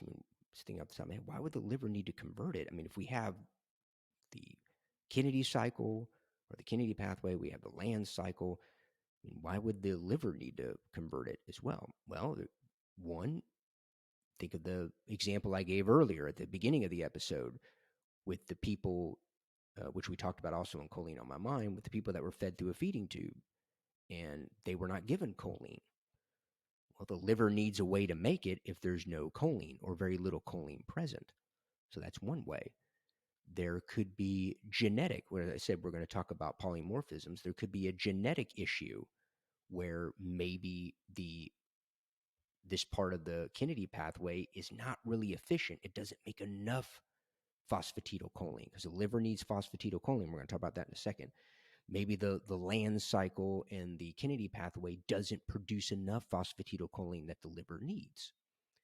Maybe that's due to, again, lack of choline. Maybe it's a temporary illness. Maybe it's a chronic illness that's causing choline metabolism to mess up. Maybe it's genetic factors. All right. So basically, in short, because we're not going to go really, this is pretty much all we're going to cover on PEMT. The PEMT pathway is essentially the PEMT, that enzyme, it's methylated by the 3 molecules of SAM, S-adenosylmethionine, and then that pathway converts phosphatidylethylamine to phosphatidylcholine. Now, the reason why, and this is we're going to explain how choline via phosphatidylcholine is so vital to the health of the liver, which we didn't cover in the first episode. The reason why, and let me minimize this and stop sharing. We'll go back to that in a second because we got to finish up that diagram. The reason why choline is so important in the form of phosphatidylcholine to the liver is because the liver uses phosphatidylcholine to make something called VLDLs, very low density lipoproteins. I'm sure any of you have been to the doctor, you've gotten blood tests, you've seen that, my overall cholesterol is this, my HDL cholesterol is this, and my LDL is this. They break it down. HDL being quote unquote good cholesterol, LDL being quote unquote bad cholesterol.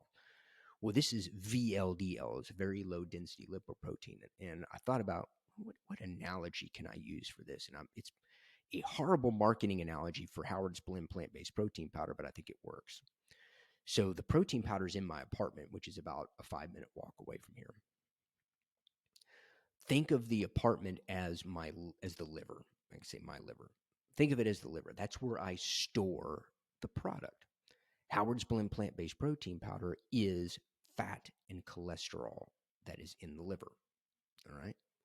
When somebody orders the product, I take a box, I put the protein powder box, tape it up, and then drop it off at the UPS or USPS, whatever. Well, the box is a VLDL. Think of it that way. So essentially, our liver is using phosphatidylcholine to make these VLDLs, which then it can store fat and cholesterol in the VLDLs and then send it. The term I believe is extrahepatic, outside of the liver. Anytime you see hepatic, it means liver. It sends it outside the liver. Well, if you are not eating enough choline in your diet, you're not supplementing with enough choline, you're not supplementing with it. If you have a chronic illness or a temporary illness that's causing your metabolism, you're not metabolizing choline properly, you have genetic variants for whatever, then if your liver is not getting enough phosphatidylcholine, it cannot remove the fat and the cholesterol from the liver, from itself. And you can end up with non-alcoholic fatty liver disease. You can end up with NASH, non-alcoholic steatohepatitis, and then eventually cirrhosis, which is scarring of the liver, which at that point, I believe that's beyond the liver's ability to regenerate. It can't regenerate itself. So you have to have like either a partial liver transplant or whatever part of the liver is damaged, and then the partial transplant can then regenerate or whatever the case may be. But I've seen pictures of it, and I should have saved a picture of it, but fatty liver, it actually looks like you're taking like a piece of steak or whatever. I'm sure you've seen a piece of steak and it's like has a lot of marbling fat in it. It's literally a liver that has all this marbling in it. When they say fatty liver disease, they mean the liver is building up. The fat is building up in the liver, and you literally get a fatty liver. It's marbled and everything. So that is why choline is so important, or at least one way. There may be more that I don't know of. That is one way in which choline is vital to the liver's health. It is so vital that the liver is actually able to take phosphatidylethylamine, which is a completely different substance, and convert it into phosphatidylcholine. Albeit, though there are genetic variants where people are not efficient at making phosphatidylcholine via the PEMT pathway. So, there's genetic variants all around. So, let me go back to the diagram here because we're going to continue on it. So that is the explanation of how choline is vital to the liver. So let's see. Let me close this out because I keep bringing that up. Right here. Here we go. Bam. Back to the wonderful diagram. All right. So we have S-adenosylmethionine. All right. So it donates its methyl group to DNA. 3 S-adenosylmethionine molecules donate to PEMT to do the PEMT pathway, whatever. The methyl groups are now gone. The methylation has occurred. It then is converted into SAH. So now we're kind of rounding the circle here, almost getting to the, 180. SAH is S-adenyl homocysteine, right? The precursor to homocysteine. And then eventually it gets converted into homocysteine, which is what I mentioned before. You get a buildup of that homocysteine, and they could lead to like heart disease, atherosclerosis, etc. So not good. So this is where we get into, as far as my knowledge is, there are 3 ways that the body can take care of homocysteine to try to prevent this buildup.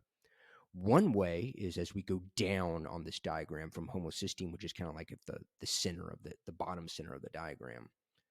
As we go down from it is I believe this is pronounced, this cycle here going down, the transsulfuration pathway. It's literally trans and then sulfur and then ation, transsulfuration.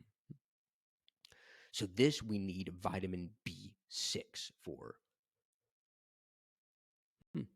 We need vitamin B6 for this. And if you can see the diagram, homocysteine can eventually be converted into cysteine, which I believe, if memory serves me right, is a non-essential. I mean, it would make sense. The body's making it from homocysteine. It's a non-essential amino acid. Our body can make it. Well, we now know at least one way it can do it, from methionine to homocysteine to cysteine. And further down, it's not shown on this because it would cut off all the legend here at the top that I needed to read because I can't remember these long names of these, or it's difficult for me to remember these long names of these enzymes. Cysteine can eventually be converted into glutathione, which I think is like cysteine, glycine. It's a mixture of different substances. Glutathione being an extremely important antioxidants, which we talked about antioxidants in previous episodes on that. So very, very, very important. That's one way is homocysteine can be used to eventually be turned into glutathione. Another way, if we go directly up from homocysteine, we see BHMT, and then, or actually we see diet, betaine, BHMT, and then dimethylglycine. Betaine, aka trimethylglycine. It's all we're going to cover. We're going to keep it real short with this because actually betaine is going to be another episode of the podcast. Betaine, aka trimethylglycine, well, it's in the name, trimethyl. It's got 3 methyl groups. Betaine can actually be used to methylate, and I believe this is the betaine homocysteine methyltransferase, BHMT. I have my notes at home, but it's been a while since I've reviewed it. BHMT, it can actually convert homocysteine back into methionine. That's one way homocysteine can be methylated. And then trimethylglycine turns into dimethylglycine because one of the methyl groups is used to methylate homocysteine. Now, the one we're going to focus on here, we're going to go into this in more detail because this is where I made the mistake, is the remethylation pathway, or also says the folate cycle. So folate is vitamin B9. All right, you'll see it on your supplements, more than likely listed as folic acid. So essentially, again, from your diet, supplements, etc., you get folic acid, you're getting your folate. Now, this enzyme here, this is DHFR. I think that's dihydrofolate reductase. Yeah, right here. Dihydrofolate reductase. It converts folate into a form of folate that can be used in this cycle, and that is tetrahydrofolate. Right here, tetrahydrofolate. Now, underneath it. Now we have SHMT, which again, my memory is, this is serine hydroxymethyltransferase. Aren't you glad I went to public school? At least I can get it partially right. Serine hydroxymethyltransferase. It converts tetrahydrofolate into this MTHF. Now, in the previous episode, the previous choline episode, Choline On My Mind, I said that was methyl tetrahydrofolate. That is incorrect. It is methylene tetrahydrofolate. All right.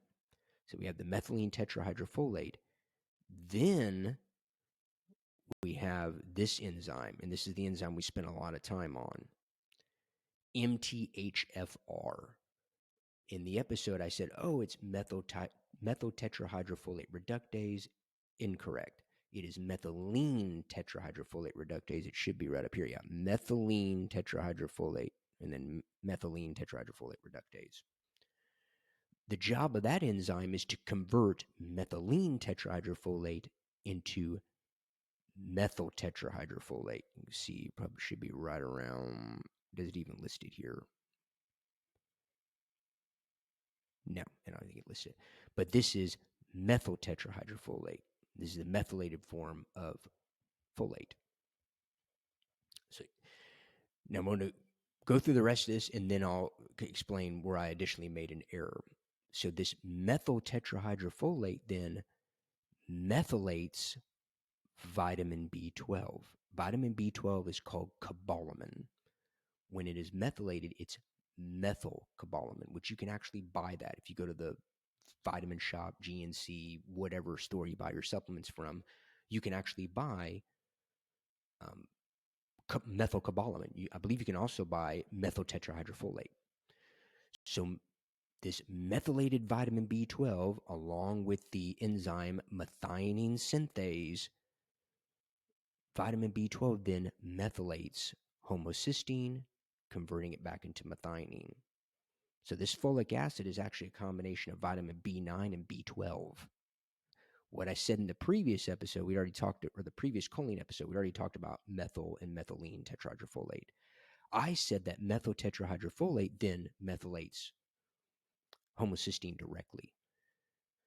I mean, if you look at it in a macro view, like if you're skipping a lot of steps, if you're trying to summarize it, yes, you can see indirectly it methylates homocysteine. But if you want to be exact about it, and that's my goal, is to try to be as correct as possible, it is not. In that methyl tetrahydrofolate methylates vitamin B12, vitamin B12 or methylcobalamin then methylates homocysteine to convert it back into methionine.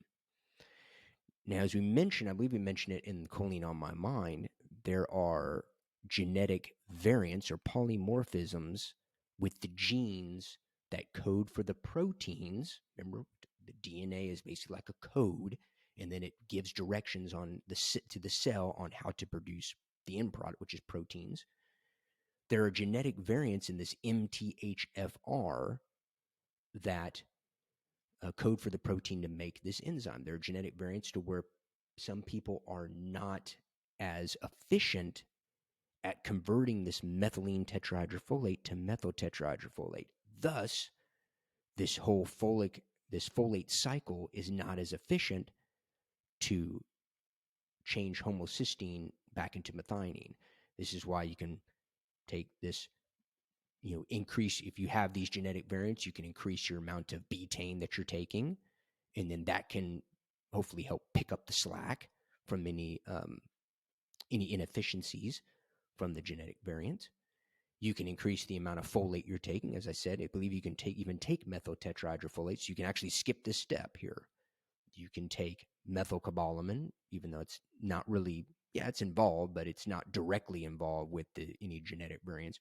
There are two, because I mentioned it, there are two, I believe there's actually a good number of genes that are involved with to make the proteins involved in this enzyme, but there are two that are most common referred to, and the variants are the C677T and the A1298C.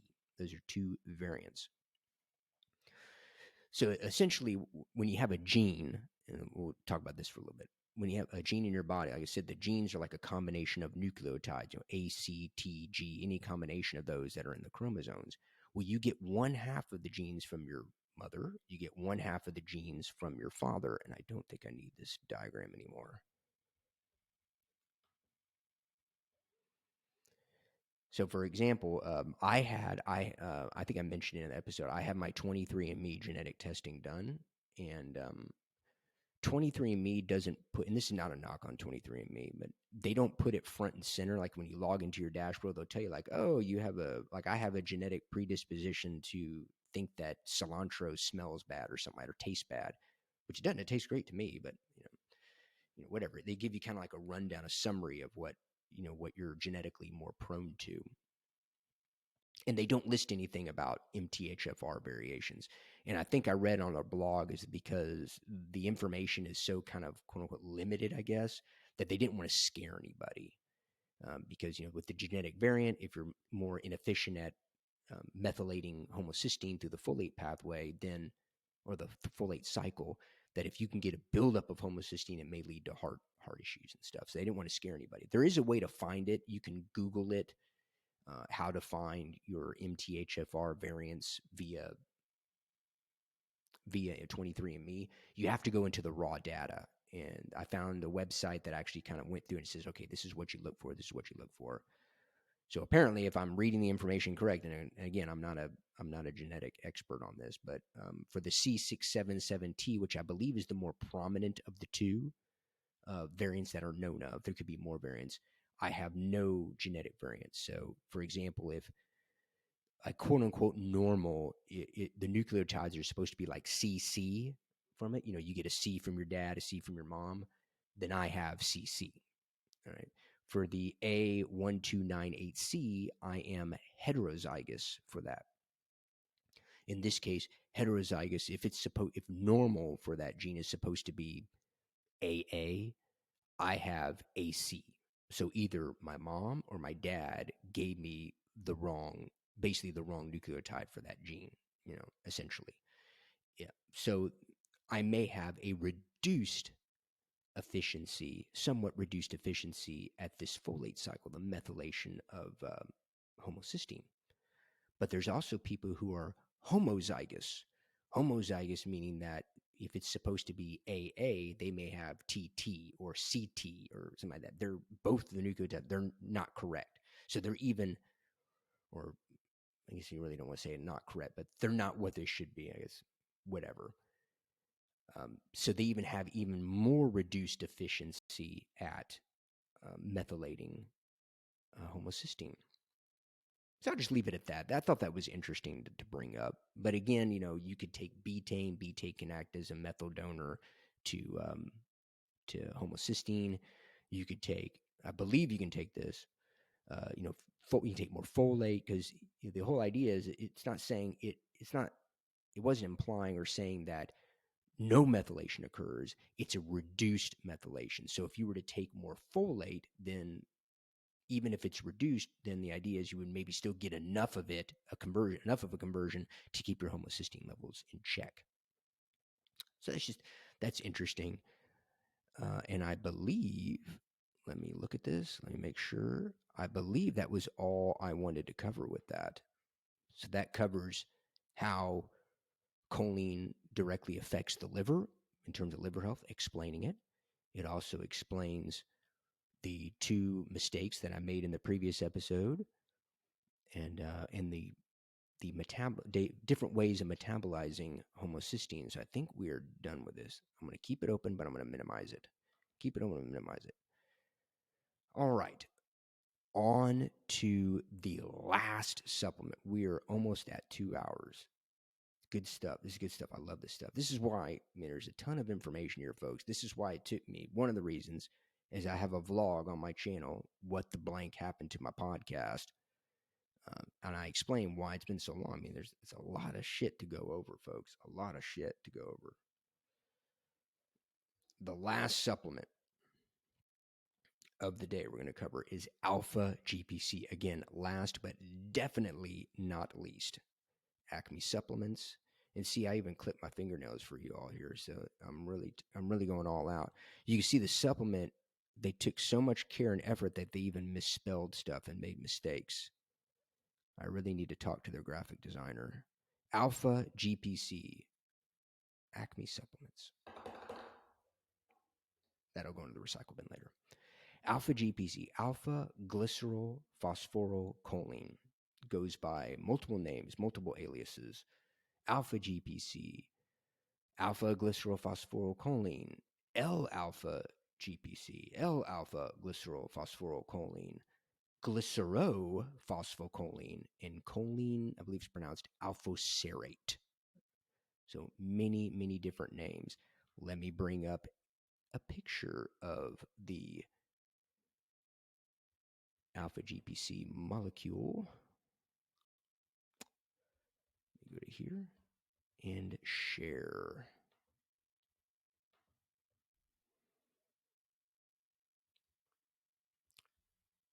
We're waiting.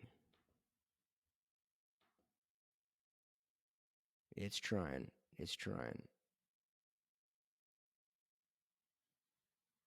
All right, I think we got it now, bros. All right, cool. All right, Alpha-GPC.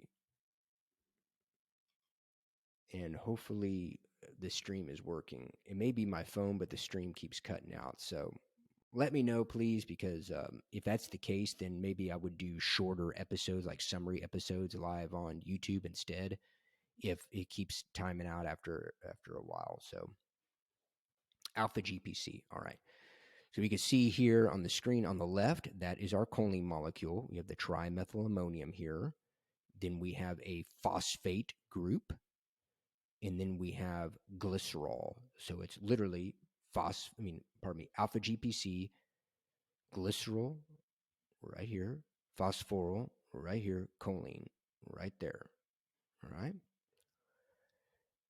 So benefits of alpha GPC. Alpha GPC, let me stop sharing. Alpha GPC is actually found in foods. So as far as I know, CDP-Choline is not found in foods, or unless they fortify foods with it. I think the same for Choline Bitartrate, since it's a man-made product, it's not found in nature. But alpha GPC is in some foods. It's in eggs. It's in, I have a list here. One second. Yeah, just because I keep forgetting this stuff. Oh, yeah. So it's eggs, yogurt, oat bran, fruits, but the highest amount is in organ tissues. Organ tissues with the hat trick, I think, there. I think we've mentioned organ tissues 3 times here. So eat your liver. Eat your liver. All right. Liver and onions is always good combination. So it's found in food. So that's a benefit. You can actually get some from nature. Another benefit of alpha GPC is that, just like with CDP choline, it's naturally produced in the body. Our body makes it. So we're just supplementing with something our body already makes. Now, how is it made? I have a diagram for that. I'll go in that in a little bit. But essentially, it's made in the process. I believe this is called and the diagram may have it, the GPC breakdown pathway. It is made essentially in the process of the body converting phosphatidylcholine, which we've talked about. We all should know what that is already. Go listen to the recording if you don't know.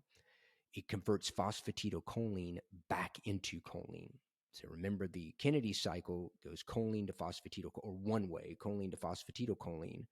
Well, then this GPC breakdown pathway, in which alpha GPC, or actually glycerophosphocholline, is made, is when phosphatidylcholine is converted back into choline when the body needs choline. An example, why would the body need choline then, pure choline? Well, as the examples I've given, the reasons, possible reasons, you're not eating enough choline, through supplements, your diet, you're sick, you have a chronic illness, you have a genetic variance, whatever, your body's not really efficient at handling choline, metabolizing choline, whatever.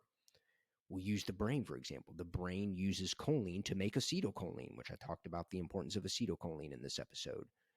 Well, if the brain needs to make choline, there's not enough choline, well, then it's got to break down cells in order to get that phosphatidylcholine to convert it back into choline to use it. So it's made during that process. So that's a positive, is that our body already makes it. So let me bring this up. There it is. That's what I was looking for. This is actually a pretty good diagram. Not as good as the other one, but I think it explains it pretty well because I like it. So let me share screen again.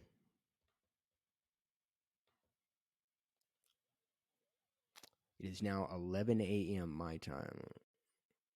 4 hours. Okay, I want to say it right now for anybody that may be watching. I think there's some watching. At 3 p.m. or 3:15 p.m. my time, so about 4 hours away, we're going to be doing an official 5 Deep podcast live. So be sure to tune into that.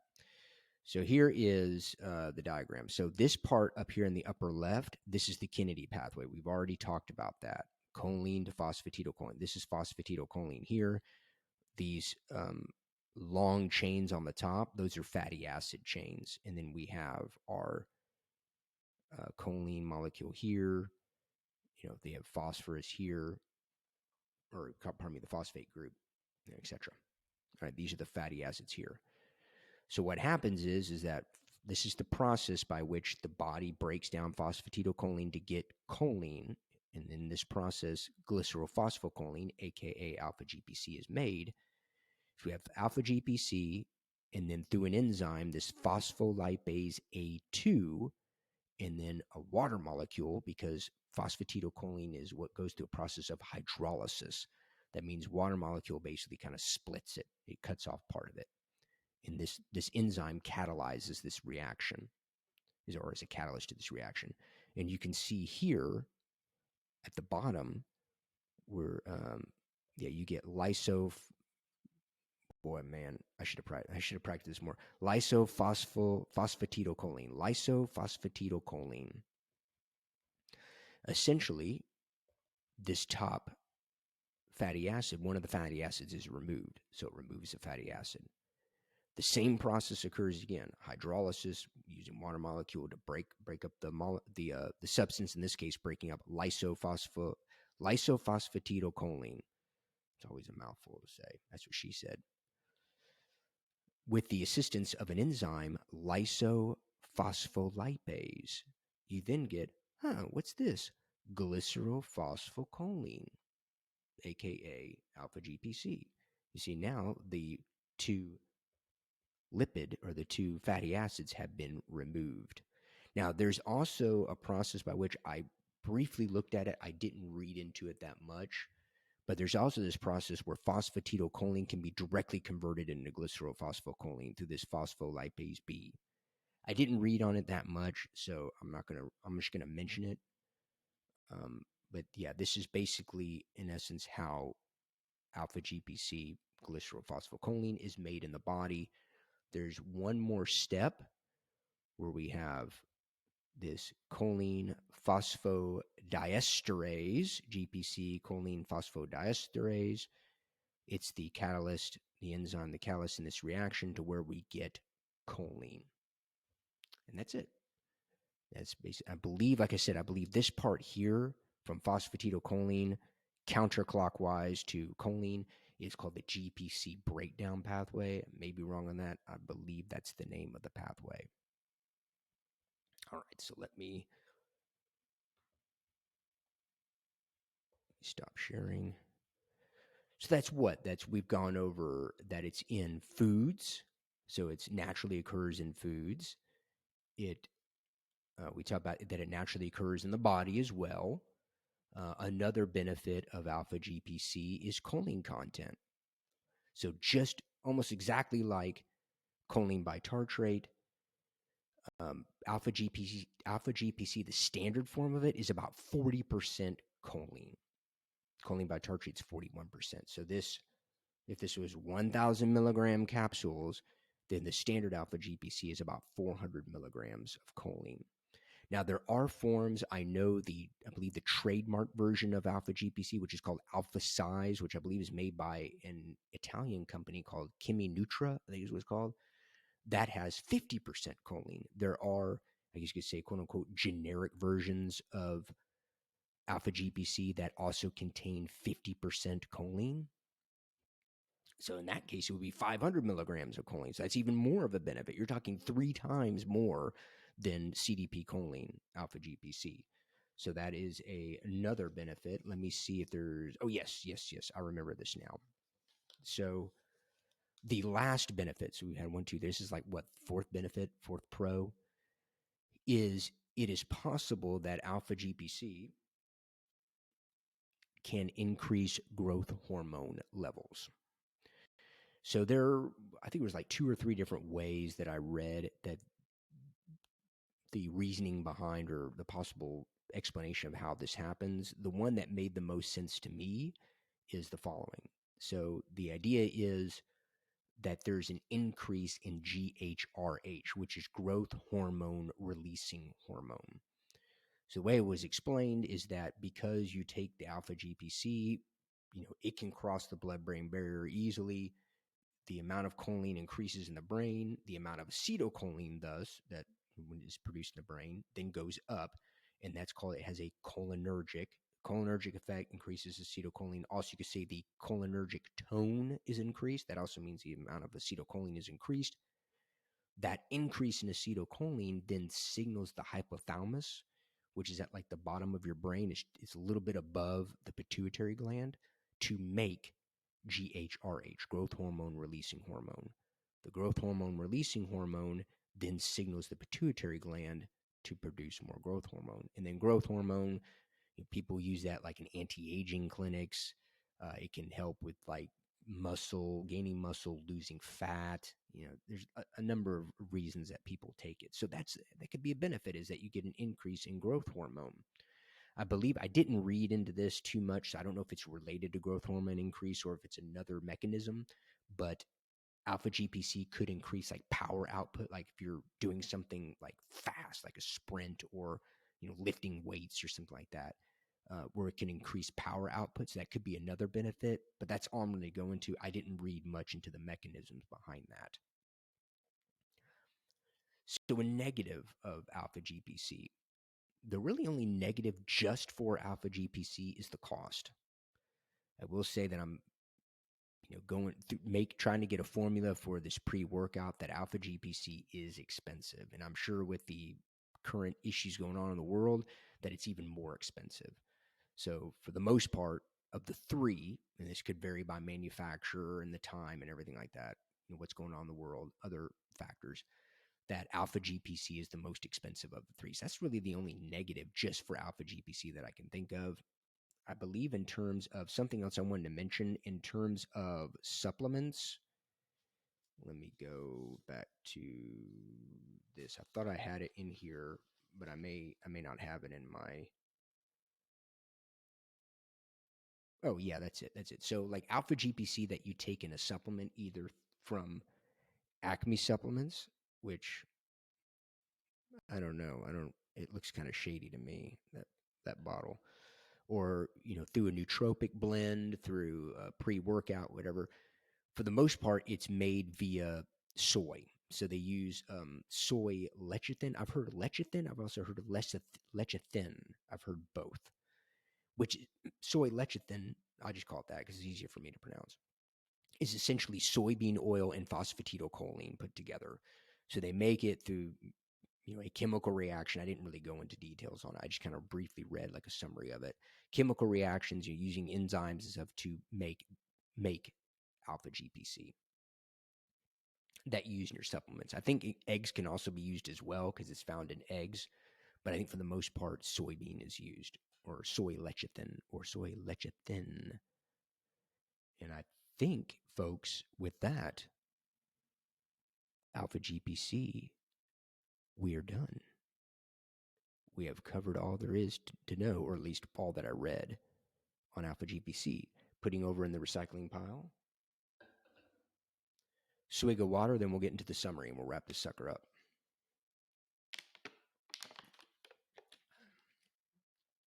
Nothing like some lemonade when you're thirsty. All right, summary. Summarize it. First, we're going to start off with side effects. So there are general side effects that could be experienced by people for choline in general. And this could be if you consume a lot of choline in your diet, just through the food you eat, and through supplementation, Some of those generic side effects, or I guess they said it right, generic side effects, although they may be bad for you. It's just you're more than likely, if you're going to get side effects, you're more than likely to experience some of the following. And this is not an exhaustive list. This is just ones I just remember. Headaches. If you take a lot of choline, you could get headaches. Another one is hypotension. So that's low blood pressure. So we always hear about high blood pressure, which is dangerous as well. Low blood pressure can also be dangerous too. So it's low blood pressure. Stomach upsets, nausea. Other than the hypotension, headaches and stomach issues, you see that with almost any supplement, possible side effect, or even medication that you take. And whether or not you're going to experience any of the following, or all the ones I just listed, that is, it varies person to person. As I said with choline bitartrate, some people may get a cholinergic or a nootropic effect by taking 250 milligrams of choline bitartrate. Other people may have to take 3,000 milligrams before they see any cognitive difference. So everybody's different. And with that said, let me finish this. And I think I forgot to mention the dosage for alpha GPC and CDP-Choline, so I'll go into that real quick. So what happens when you try to remember everything when you're almost 46 years old? 46 is the new 90 for me. So yeah, you depending on who you are, it could be your metabolism, your genetics, whatever. There could be a number of different factors. Everybody is different when how they could react and with the supplements, and they require different dosages. That's why there's like a range of it, because everybody's different. There's no way to tell unless they find some genetic, a genetic marker for it. But that's why I go back to, if you've been cleared by your doctor, if your doctor says it's okay to take these supplements, then I always start on the low end. It's like a pre-workout. When a pre-workout says, hey, a serving is a scoop, it'll usually say on the bottle, start with a half a scoop and then see how and then assess your tolerance to it, and then slowly build up. It's the same thing with this. If you're taking choline bitartrate, which the dosage range is 250 milligrams to 3 grams, maybe start with 250 milligrams. If you don't notice anything, go to 500, and then maybe go to 1,000, and then just keep going up from there. And as soon as you notice like a bad side effect from it, well, then maybe that's where your limit is, and then just experiment with it with consultation with your doctor. So for CDP choline, since I forgot it, I believe it's anywhere from 500 milligrams on the low end to 4 grams.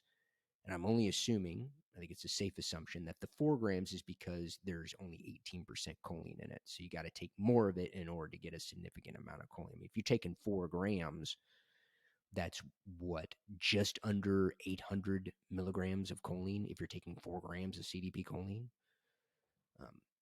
But then again, I'm not saying CDP choline is bad.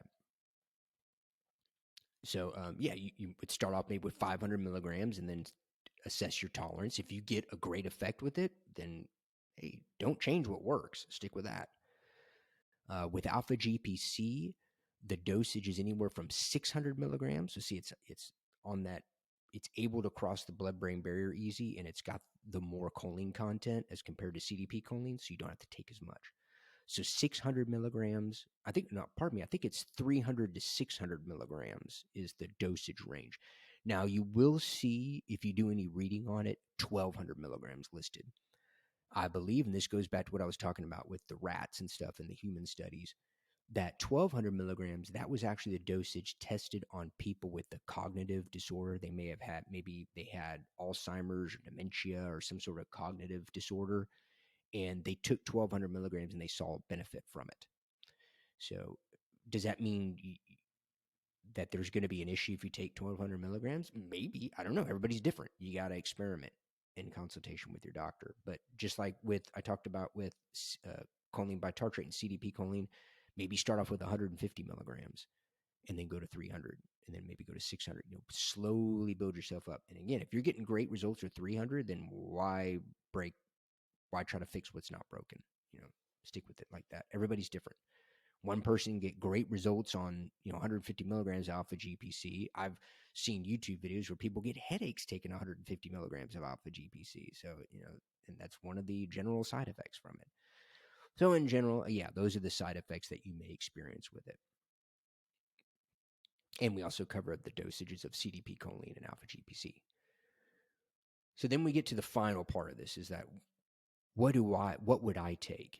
I'm not going to recommend that you all take anything, because I don't know if you've talked to your doctor. I don't know your medical history, and I'm not qualified enough to give you that advice. I mean, if you ask me, I would say, well, here's suggestions, but disclaimer, I'm not responsible for anything that you do. You got to be responsible for yourself. And the answer is, what choline would I take of the 3 that I would take? It depends. If my doctor tells me, Howard, you're getting fatty liver disease, and then you could be headed towards getting NASH, non-alcoholic steatohepatitis, I suggest you start taking choline just to try to correct this as soon as possible. Well, in that case, knowing what I know now, I would probably just buy choline bitartrate. For the most part, it's cheapest of the 3. And for general health, obviously the doctor's probably going to give me a dosage to take, but the 250 dose range for the general health, more than likely, do the trick. If I'm not concerned with a nootropic factor of it, I'm just concerned with liver health, well, I don't need to buy the expensive alpha-GPC or the more expensive than choline bitartrate, CDP-Choline, I don't need the expensive brand if I'm just looking just for general liver health. So I would probably then just take choline bitartrate. Or you could just eat more foods with choline in it. But if you're wanting to take supplements. Now for nootropic, then I would prefer to use alpha-GPC. It can go all. It has more choline content than CDP-Choline. You can even get up to the 50% range. The half-life for alpha-GPC, and this is strict. I didn't write this down. I didn't even put this in my notes. I think it's like 5 hours, so the half-life is a lot less. If you gave me the both of them, like, hey, you have choline bitartrate, I wouldn't take that for nootropic purposes. That's just me, unless it was really, really high dose. But then I would rather just take CDP-Choline or alpha-GPC. But if I had to choose between the two, then it's like, yeah, I'm going to choose alpha-GPC. I don't have a problem with CDP-Choline. I would take it. But if I had to choose between the two, it would be alpha-GPC. It makes me a little bit nervous with the long half-life, but I think just combined with the choline content, the short half-life, the lower dosage, the potential for maybe increasing power output and growth hormone, I just think that for me, alpha-GPC would be preferred over CDP-Choline, even though CDP-Choline, as we explained, has plenty of positives on it. So that's it. 2 hours and 16 minutes. I think since all my rambling at the beginning, it was maybe around 2 hours, which is kind of what I expected it to be, about 2 hours. That is it, folks. Being on YouTube Live was it's not nerve-wracking. It's just I'm constantly if you're watching the video, I'm looking off to like the left. I'm looking at me, and I don't know, for whatever reason, it feels more comfortable looking at my reflection, I guess, or whatever in the screen than it is just to look at the camera. Plus this camera also has that red light on it, and it just irritates my eyes when I look at it. So it's easier just to look at me, even though the ladies say I'm not very great to look at. So oh well, that's life. But yeah, that's it. I really hope that you enjoyed watching and or listening to this episode. I will put this up as a video on YouTube to watch at your leisure. I know it's a lot of information, and it will also be an audio format. If you listen to podcasts on Spotify, the video will be up on Spotify as well to watch. And yeah, please let me know if I got anything wrong, I need to correct anything, or if you just have any questions in general on this. I'll be happy to help out as best as I can. And my contact information will be in the description of the video, as well as in the description of the podcast. And yeah, if you enjoyed the show, you're finding value in it, then please share. Share with anybody you think that might benefit from it. Comment on the YouTube video. If you're listening in any major podcast platform, please give it a 5-star rating if you find value in this. So yeah, this is the culmination of a lot of months of work to get all this information here to put out for you all. So with that said, it's Howard checking out from Howard's Blend, the first episode in like 6 months. And until next time, I'm going to go eat some liver. Adios, folks.